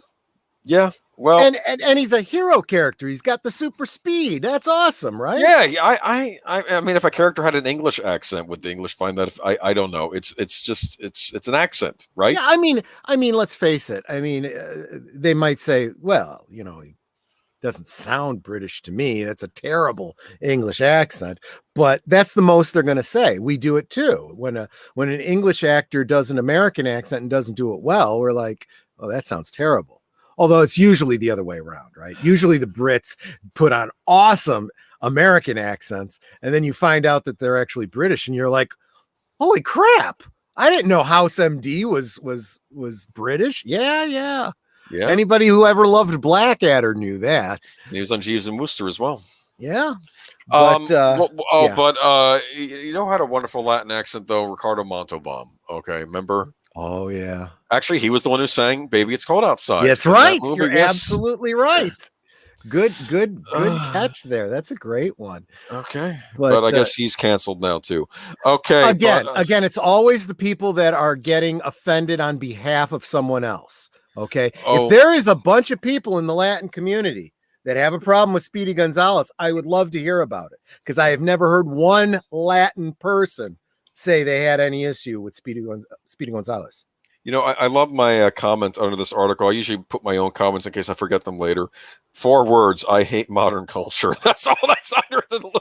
Here's what it comes down to. The people that want to get rid of Speedy Gonzalez would be like if a bunch of people were to start saying, I want to get rid of Miles Morales because he's a negative stereotype of mixed race people. Yeah. There is nobody that has a problem with Miles Morales, but suddenly some group of people decides, yeah, I got a problem with it. All right. Yeah, that's a great example. We were talking about Roger Rabbit, Bob Hoskins, British. Absolutely. I heard him in because what was it? Was Bob Hoskins was in the Pink Floyd's The Wall. That's where I knew him from. Oh, really? I didn't watch The Wall. I didn't realize he was in that. Yeah, it's not a big role. Okay. He's the producer or whatever who comes to, the character Pink's dressing room when he's all high and is trying to get him woken up. That'll keep you going for the show, whatever. But yeah, he's definitely a Brit. That's where I knew him from. And he'd done some other films that I'd seen him in, but I always just remembered him as that guy from the Pink Floyd, The Wall. But then when I saw him in Who Framed Roger Rabbit, I'm like, wow, he does an American accent really well. And nobody around me had any inkling that he was British. I'm like, oh yeah. Neither did I. Oh, He was in the Super Mario Brothers movie. Oh God. Notice how I have to pronounce it out because I always call it Mario and people yell at me. Okay. Hey, it's a Mario. Oh, now see, I should be offended because I'm Italian, right? There you go. There you go. Like I said, everyone can be offended at this point. I'm a ginger. I'll find something to be offended on. But that's so just it. People that see you can't have it both ways. Do you want representation or not? Because you get the representation, you're offended by it. Actually, but if there's no representation, you're offended by that. But I'm misplacing my ire because it's not really those people. It's people being offended on other people's behalf. I'm gonna go after J.K. Rowling. Why is the redhead always the sidekick and never the hero? Can someone explain that to me? Well, every single time. I don't know, but I'll tell you this. I think Harry got did the best when it came to the picking a mate after graduation. He got the redhead, so there you go. Okay. Harry's good. Well, Harry's doing just fine. I'm good with that. Anyways, speaking of Harry Potter, Harry Potter's in the news. Harry Potter actor Katie Leung, not actress, it's actor now. Yeah. Okay. Okay. Katie Leung says she was told to deny receiving racist attacks from fans. Now, this I forgot who I was watching. Somebody else was talking about this. I don't know if it was a Midnight's Edge or Clownfish TV. It was Clownfish TV, and they were saying how a lot of this stuff is cropping up now. Like she had talked about this back in 2015 or something. This is nothing new, and this is all popping up again. And she's saying how there were people online, anonymous people online, were saying hateful things about her and her character. Well, for starters, it says fans. I don't think fans would be calling names like that. This is what is missed in these kinds of articles. Because I remember when this first came out. Now, full disclosure, I'm not the biggest Harry Potter fan. I think I've seen all the movies because I got them all for Netter, but I fell asleep during the first of few of them, and I was a little iffy on some of those movies. Never read any of the books, even though Nanette read all of them. But my understanding from those that have read the books was that this character was a pretty decent casting for who she was representing. Cho Chang, yeah. Exactly. And a bunch of know-nothings who don't know these characters have a problem with how she's depicted because I don't know. They didn't read the books, or because they didn't read the books, or they didn't, pay attention to the details or whatever. And they're the ones that had a problem with her casting. And I'm like, again, this is not fans that are being racist. It's a bunch of, stupid activists that are just saying racist things because they're trolls. I mean, I am totally open to she got some shit online because I think everybody does. You cannot be a celebrity and not expect. In the old days, it was anonymous people writing you letters in the mail threatening you. Okay, that's what happened before the internet. Okay, now it's anonymous people sending you tweets, in real time. Oh, Fiona Wolf says, I have a few redheads in Uplift Protocol. Elias Payne, redhead, and King of England married a banging brunette. Well, thank you, Fiona Wolf. You could inspire a lot of other writers to hopefully do similar. But of course, not that it always has to be the redhead, right? Okay, anyway. But the Harry Potter thing that we're talking about ties to another article, okay? Yep. Hogwarts legacy designer quits studio following YouTube controversy. Now, this story was originally a little misleading because I thought that they had done a cancel culture on him and chased him off the game. He recently he did a public video yesterday. He said that it was for a family situation, okay, that got worse, and he declined. He did say this was one of those situations where there's two things happening simultaneously, and it's correlation, not causality. Because he said he had already disclosed this YouTube channel to the Warner Brothers Interactive, and they said, "Well, we may not agree with your opinions, but it's allowed in the clause in the contract. You can say." And he was not fired from the project specifically because. But what it does bring up is cancel culture was going after him and was trying to get him fired because of this thing. And it has nothing to do with they just were looking for any way, because there's a bunch of people that can't stand what's her name? J.K. Rowling. They want to cancel her. Yeah. They can't cancel her, so they want to destroy everything Hogwarts related and everyone that touches it. That's how this stuff works, people. You know, you don't even have to, you can keep your head down and be the best little robot you can be, and you're still going to get canceled if you're working for the wrong company or you're associated with someone they want to cancel. You know, this is how this cancer spreads. And he happened to be somebody. And so what did they do? They looked into his background, and they looked into his high school grades, and they looked into, you know, what he threw out in his garbage, trying to find some way to cancel him.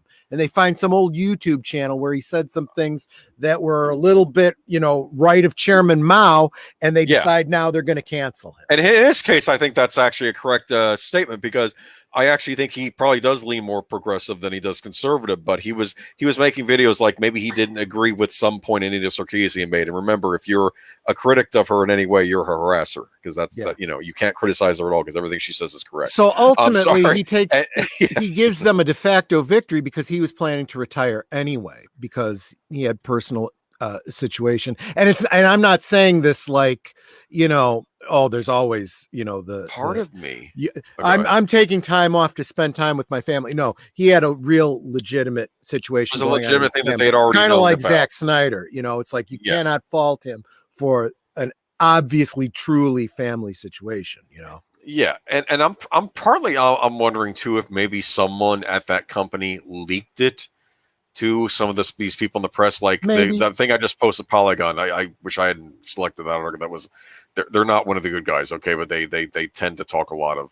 It's funny. Sometimes you want to go to those sources because to find out, because they're the antagonists, and if they're supporting your side, you know you got something. Then you know it's correct, And basically, this was already preconceived, but of course they were saying all sorts of things about it.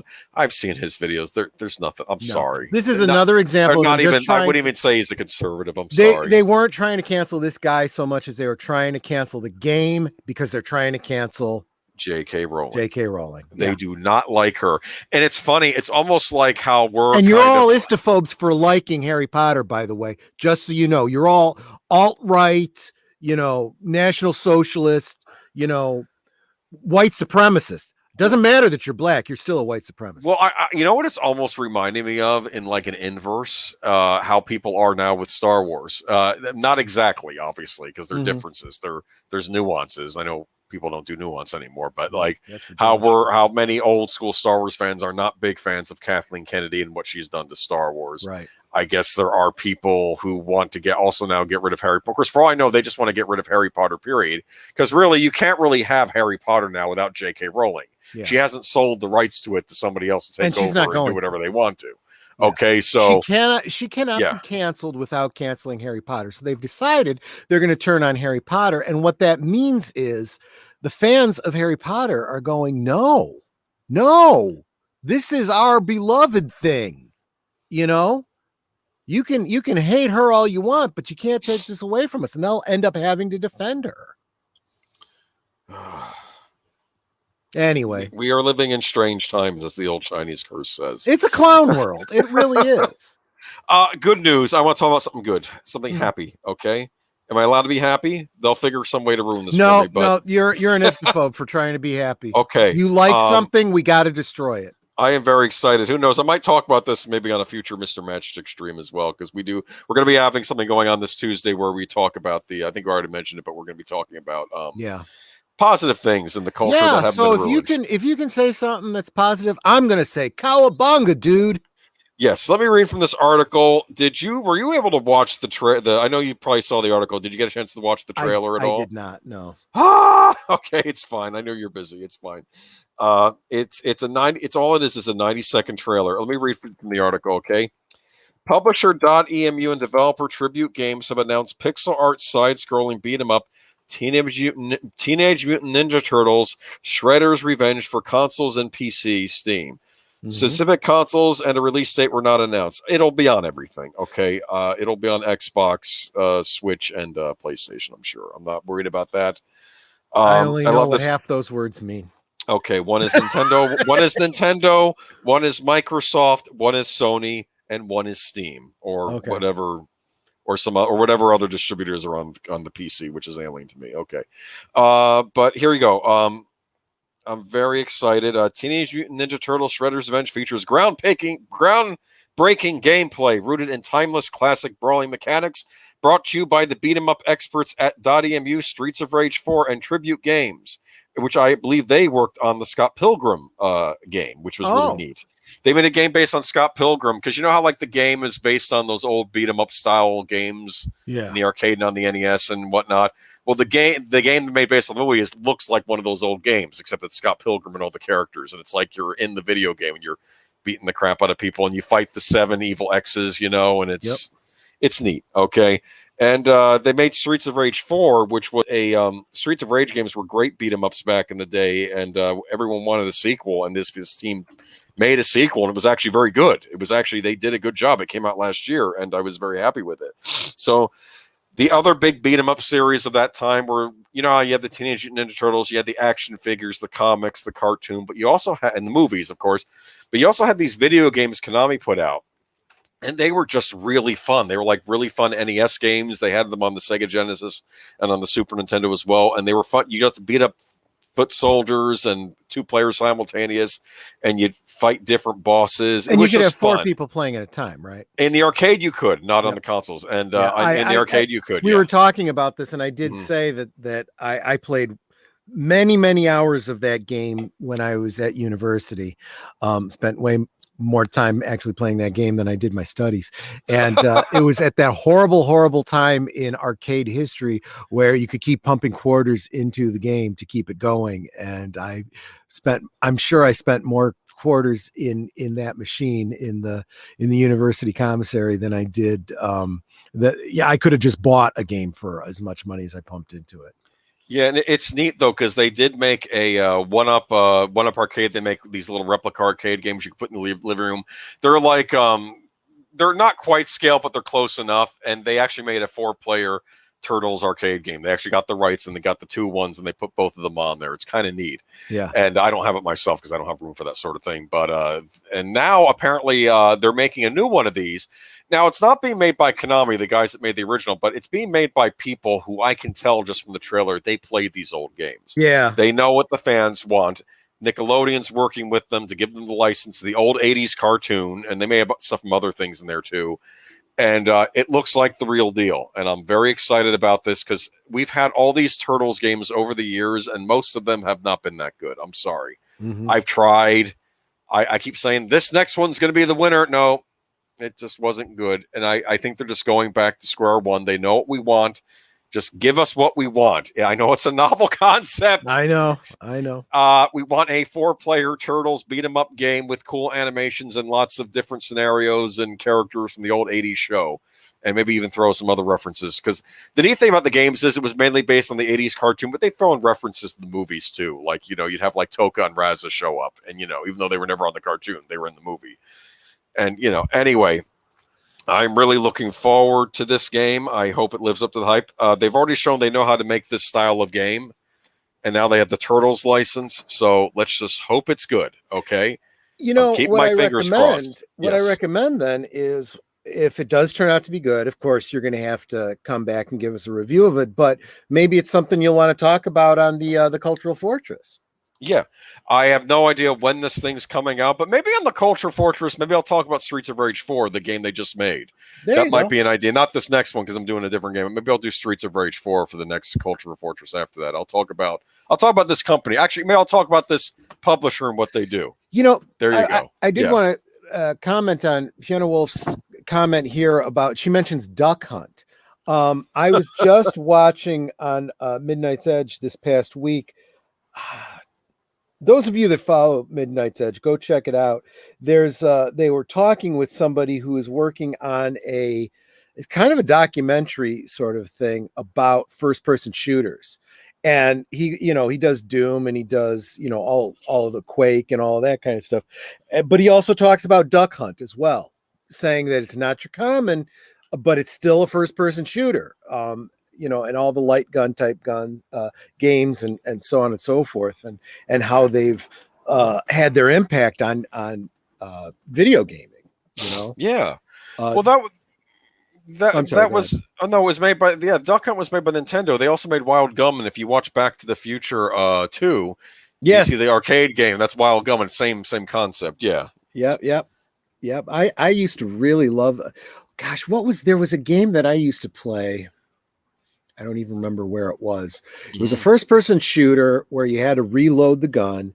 Yeah, and you were shooting at zombies. You were going through a haunted house or something like that. Okay, was it House of the Dead?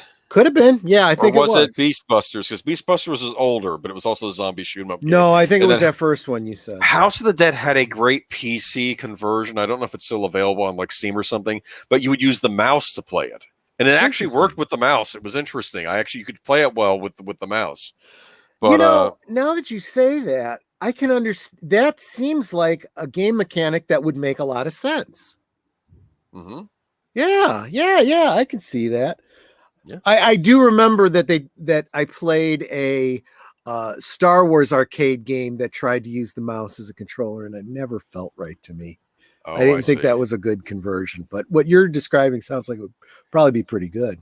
Yeah, they actually did a good job with it because it's just a simple what they call rail shooters. Because when Duck Hunt was out, it would just be a static screen. Then they had rail shooters where you're like on a rail, almost like an amusement park ride where your character's moving and just shooting at things coming at you. Yeah. And then of course you have the first person shooters where you can actually walk around and then eventually look around in all directions. Yeah.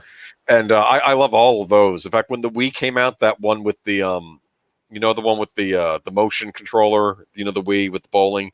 Yeah, they did re-release old railgun type games on there. Like I think they did put out a House of the Dead collection. They even made an original House of the Dead game for it, and it was done like that movie. Remember Grindhouse Planet Terror? They did it in that style with like the crappy film footage and stuff, and it was like took place in the 70s. And I think the villain was kind of based on Burt Reynolds or something, Oh, And the funny thing was, that, at least at that time, that game made it into the Guinness Book of World Records for the most time the F word was used in a video game. Because like you have like the straight laced government agent, and like Isaiah Washington is his partner, and he's just throwing F bombs like Samuel L. Jackson. I think it was based on Samuel L. Jackson. He's just throwing F bombs every now. See, I think that the best way to hit that limit or, surpass that limit is make it so that it's a first person shooter. And every time you miss, your character goes, fuck, because that's exactly what you'd be doing in real life. Oh man, I have yelled at video games. I still yell at video games. Yeah. But I do too. Netter, it drives Netter crazy because she'll know there's certain times where she'll look over and she'll hear me swearing and slapping my keyboard, and it's like, okay, we do not bother Troy right now. It happens. It's the old it's the throwing the NES controller off the screen, or I guess throwing the keyboard. Actually, what's that? What? I mean, I don't think this was from a video game, but like that one footage they have of the guy who picks up the keyboard and starts bashing the monitor with it. Yeah. Have you seen that? No, I haven't, but I can certainly imagine. I don't know where they got the footage. It was like on a security camera, and it's like some office worker, and like he's had it. Yeah. Right? But I guess we're going to end the show. Do we want to get one more cancellation in? Yeah, I almost think this is sad. So they're Vic going after Mignogna. Vic again. Yeah. Okay. So you know his story and everything. I didn't know if you did or not. Okay. I don't know the most recent stuff, but I know the background. You know the history. Okay. I wasn't sure if you did because it was kind of an anime thing because he used to work for Funimation. I think he did the voice but of Broly. it's also a Star Trek thing though. Because he did a lot of He did that whole series of Star Trek Phase 2 where he played Captain Kirk, and he did a great job. He did an excellent job. Even his ex-wife was played a character in it. I don't remember the character's name, but she's gorgeous, beautiful redhead. Again with the redhead, right? Okay. And she played like a ship's counselor. You know, ship's counselor was fairly new in the Next Generation, so you figure that position had to exist prior.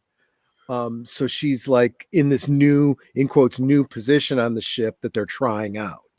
Clever. They did that. Didn't they do an episode like where it starts out with Scotty testing out a holodeck, but it was a simpler version of the holodeck from what we saw in TNG. Yeah, I love that.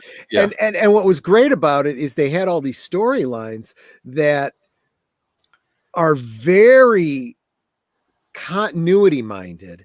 They definitely know their Star Trek lore, but they also know where it's leading to. So they drop the little kernels of things that could eventually lead to the things that you'll see in later iterations of Star Trek. But it feels organic, kind of like what they did with Star Trek 6. Because I remember going from the old Star Trek show to TNG, and it was like you have a Klingon as a member of the crew, and then of course you learn later on TNG that he's kind of from a disgraced Klingon family and got raised by humans. And then you find out later on that, oh no, there were peace accords with the Federation Klingons, but there were actually many more wars even since Kirk's time with the Klingons. And then you realize, okay, so now this is all making more sense now, but you don't have that when you're first watching. It's funny you say that because the Lore Reloaded channel just recently had up a survey.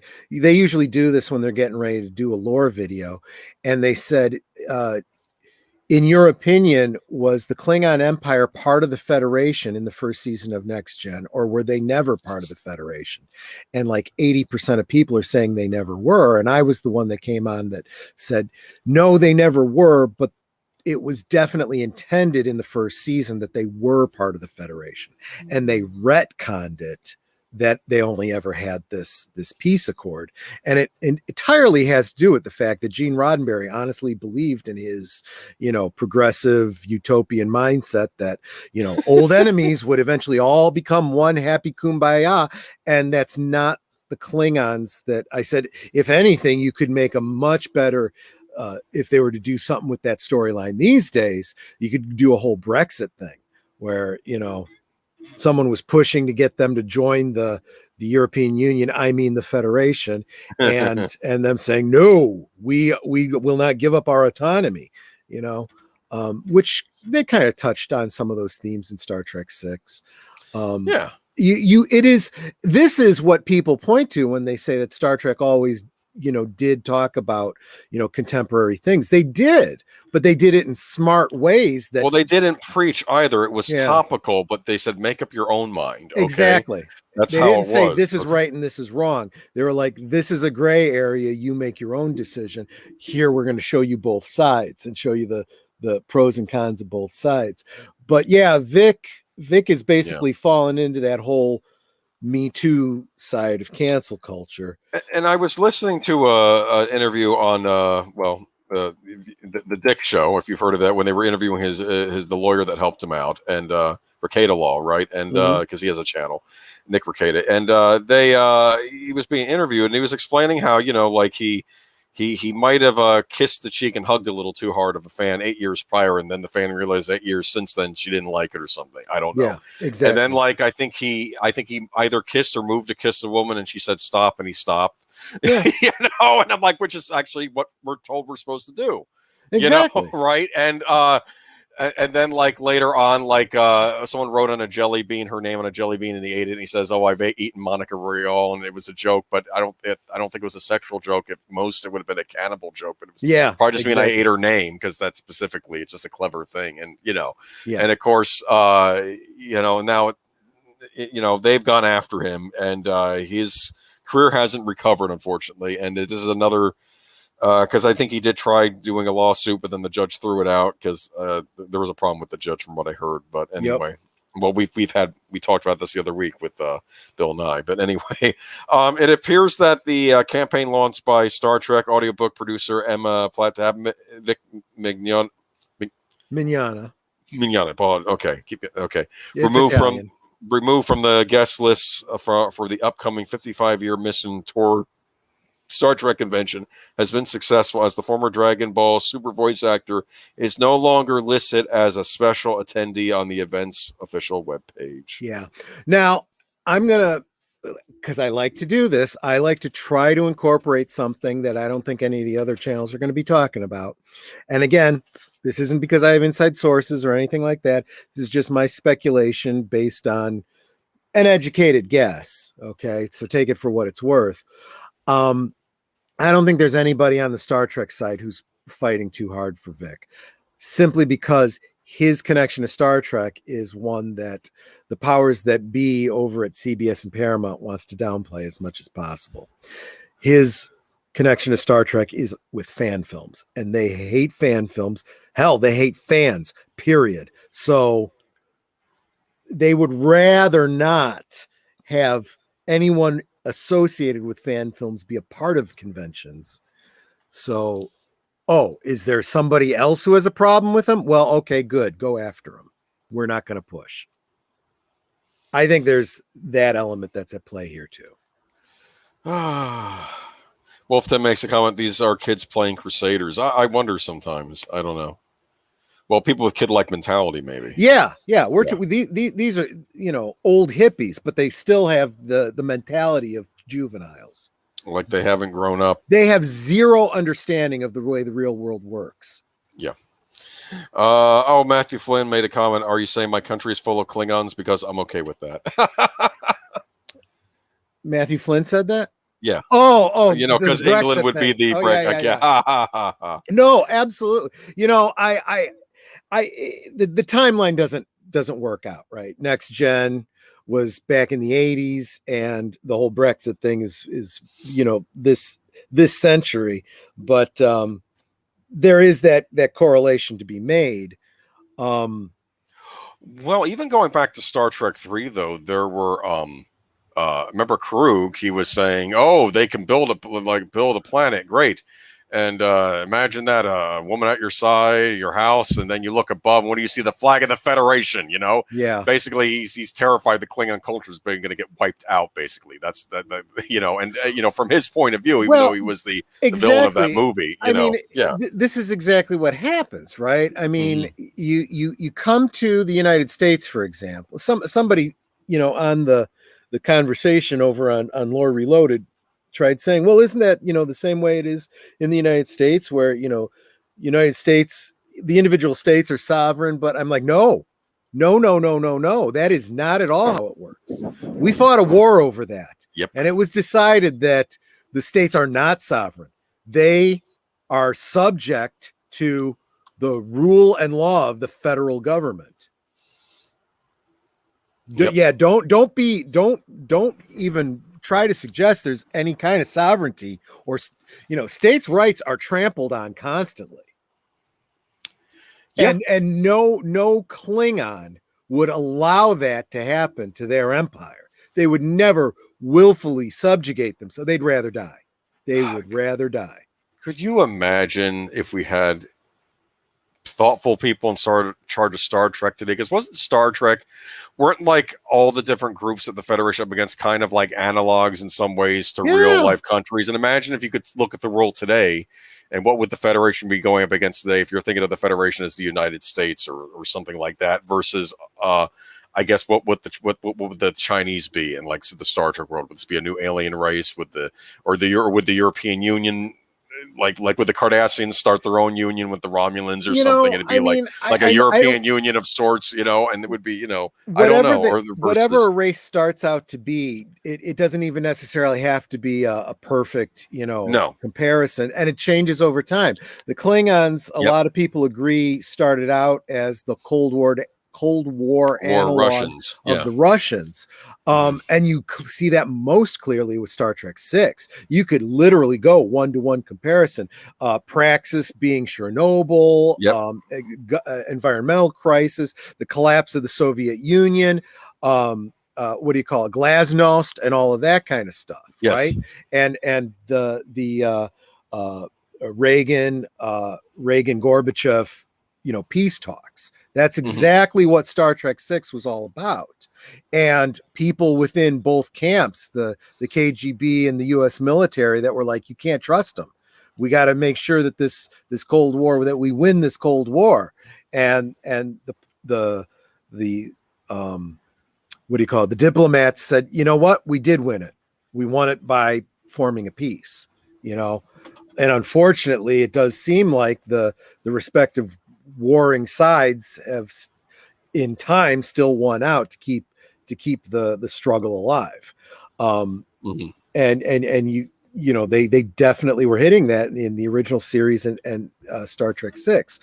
And then, I guess you could say that when that whole Cold War Russia thing no longer is in play, then you can start focusing on different villains. Then we're going to tell a story. We always have to revert back to our old mainstay, the National Socialists, and that's where we get the Cardassians from, right? We always want to be able to return to the crooked cross, guys. Well, I was also thinking too, even in general, they're just like fascists. I mean, you can make analogies to the other party, but just in general, fascists. And this is what fascists eventually turn into, and, that can show up anywhere. And, but there was allusions to that too, like especially the episode where the one guy was confessing to all the atrocities and laughing at Major Kira on Deep Space Nine. Remember that? Then it turns out he wasn't the guy. He was just saying this man has to be punished, so I'm going to take his place so you can have the show trial. Right. Because what we did as the Cardassians was wrong, and we need to be, shown up for it. And I thought that was an interesting episode. Yeah, exactly right. And it definitely gives you an insight into the nuances, like not every Cardassian was evil, just like not every German was evil. But we unfortunately no longer live in a world that can handle those kinds of nuances. Cancel everybody who's white, cancel everybody who's male, cancel everybody who doesn't vote the way I do and think exactly the way I do. And I'm going to say this in the case of Vic Mignogna, he's a, what is he? He's a straight white Christian male. He's also Christian too. That's like you said that was like the triple. And that's part of the problem, right? Because he doesn't think about how things look. He hugs, he kisses, he shows love for people, and he never intends it to be sexual. No, it's like that's kissing the air. That's what the Europeans do. It's right. It's not there's nothing to do. I don't know. Like I said, I noticed a while ago there was a photo, I think, of Keanu Reeves having to take a picture with somebody, and it looked like he had his arm hands around were literally floating above. They weren't touching because he knows he can't do that anymore, and that's where we are, because touch is bad now. All touch is bad. It's funny, Jerry Seinfeld. This was funny. I think Kesha came up and says, "Jerry Seinfeld, can I hug you? Who are you? I don't know you." And it's like. And I can't blame him because he hugs her and then something comes out about it later on and then he gets into trouble. Exactly. That's just where we are now. It's Well, I think it's also going to take people, starting to push back against this. If I give somebody a hug, can I give you a hug? If they say yes, I give them a hug. If you come back later and say you had a problem with it, I'm going to say, then you should have said no when I said, is it a problem? It's that simple. You said yes, I gave you a hug. So the problem's yours, not mine. Yeah. I know. Rules keep changing, and they're going to keep changing as we progress through this decade. And they're going to keep things that are okay today are not going to be okay in 5 years. Until people start pushing back and saying, "Look, you said it was okay, therefore it was okay. You can't come back and change your mind now." People need to start speaking up for themselves. Yeah, people are too afraid to speak up for themselves, and it's just going to get worse. It's not going to get better. Well, we'll see. Like I said, Gina Carano spoke up, and hopefully she's going to bounce back with this new movie she's working on. I wish her the best of luck. She's doing just fine. And like I said, we even sent me an article earlier. They're thinking about going after. There's like a little hint. You better watch your P's and Q's, Rosario Dawson, and it's like Rosario Dawson. I shared that one with you, and Bill Burr too is definitely. Some stuff has happened recently. There's, in fact, right now. If as soon as we end here, if you guys want to go listen to Midnight's Edge live, they're talking about it. They're going after him for sure. But that's all the notes that I have. Did you have any other articles? No, I think we're okay too. And I take it Matchstick doesn't have a stream tonight. Nothing tonight, but tomorrow night, Cultural Fortress. No, Tuesday night. I'm sorry. Yes. 8 live in 45 hours. Okay, live in 45 hours. I think Wolfie's talking about Primal. You're talking about something called High Score Girl. Yeah, I'm doing the anime series this time. Wolften's doing an American cartoon. Okay, and I think Mr. Matchstick is talking about the Misfits. I mean the Venture Brothers, and I'm making a visual joke based on. You look at the thumbnail, you'll see what I'm talking about. Have you ever seen the Venture Brothers? I've seen an episode or two. Yeah, I get what it's about. It does seem like it's probably funny.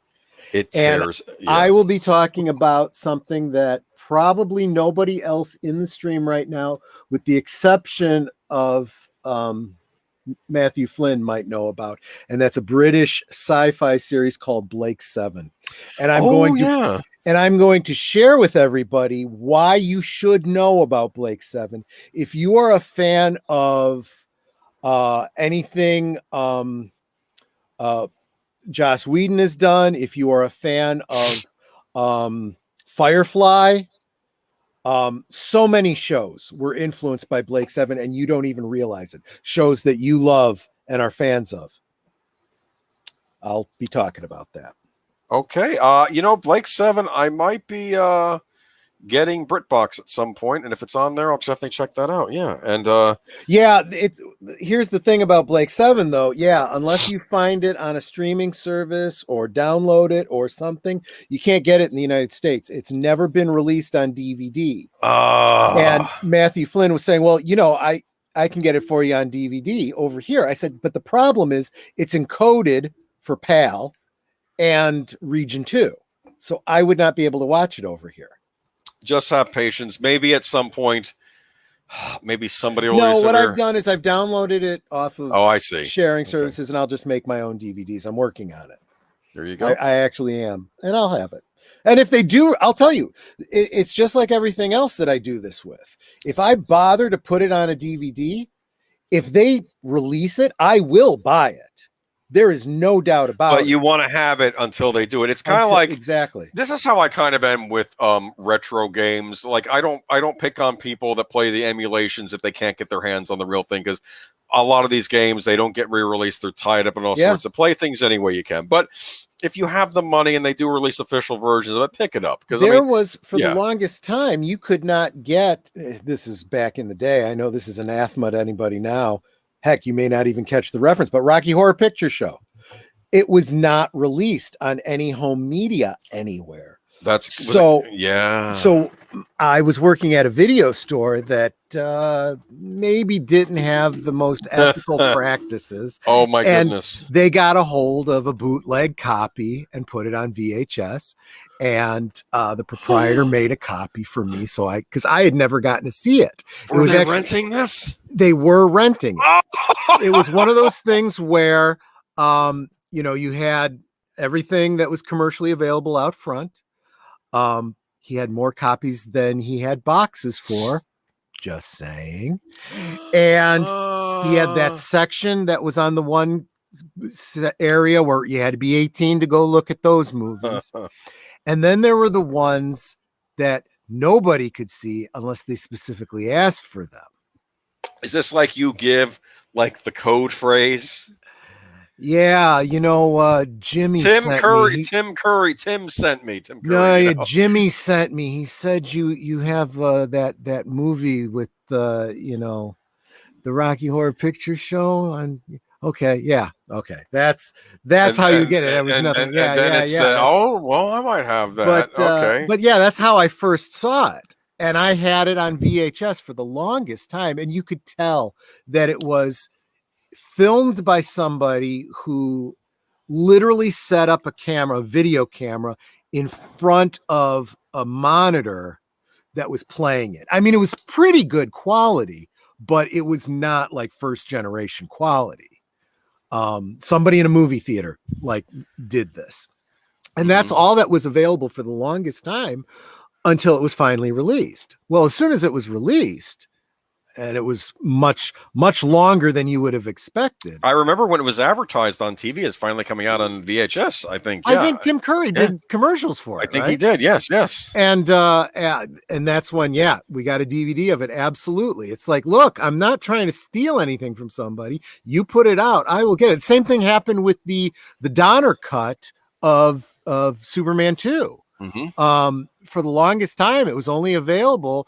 A bunch of fans around the world took different theatrical releases and TV videos that they had done of it, put all of this footage together to make the best that they could get Donner cut.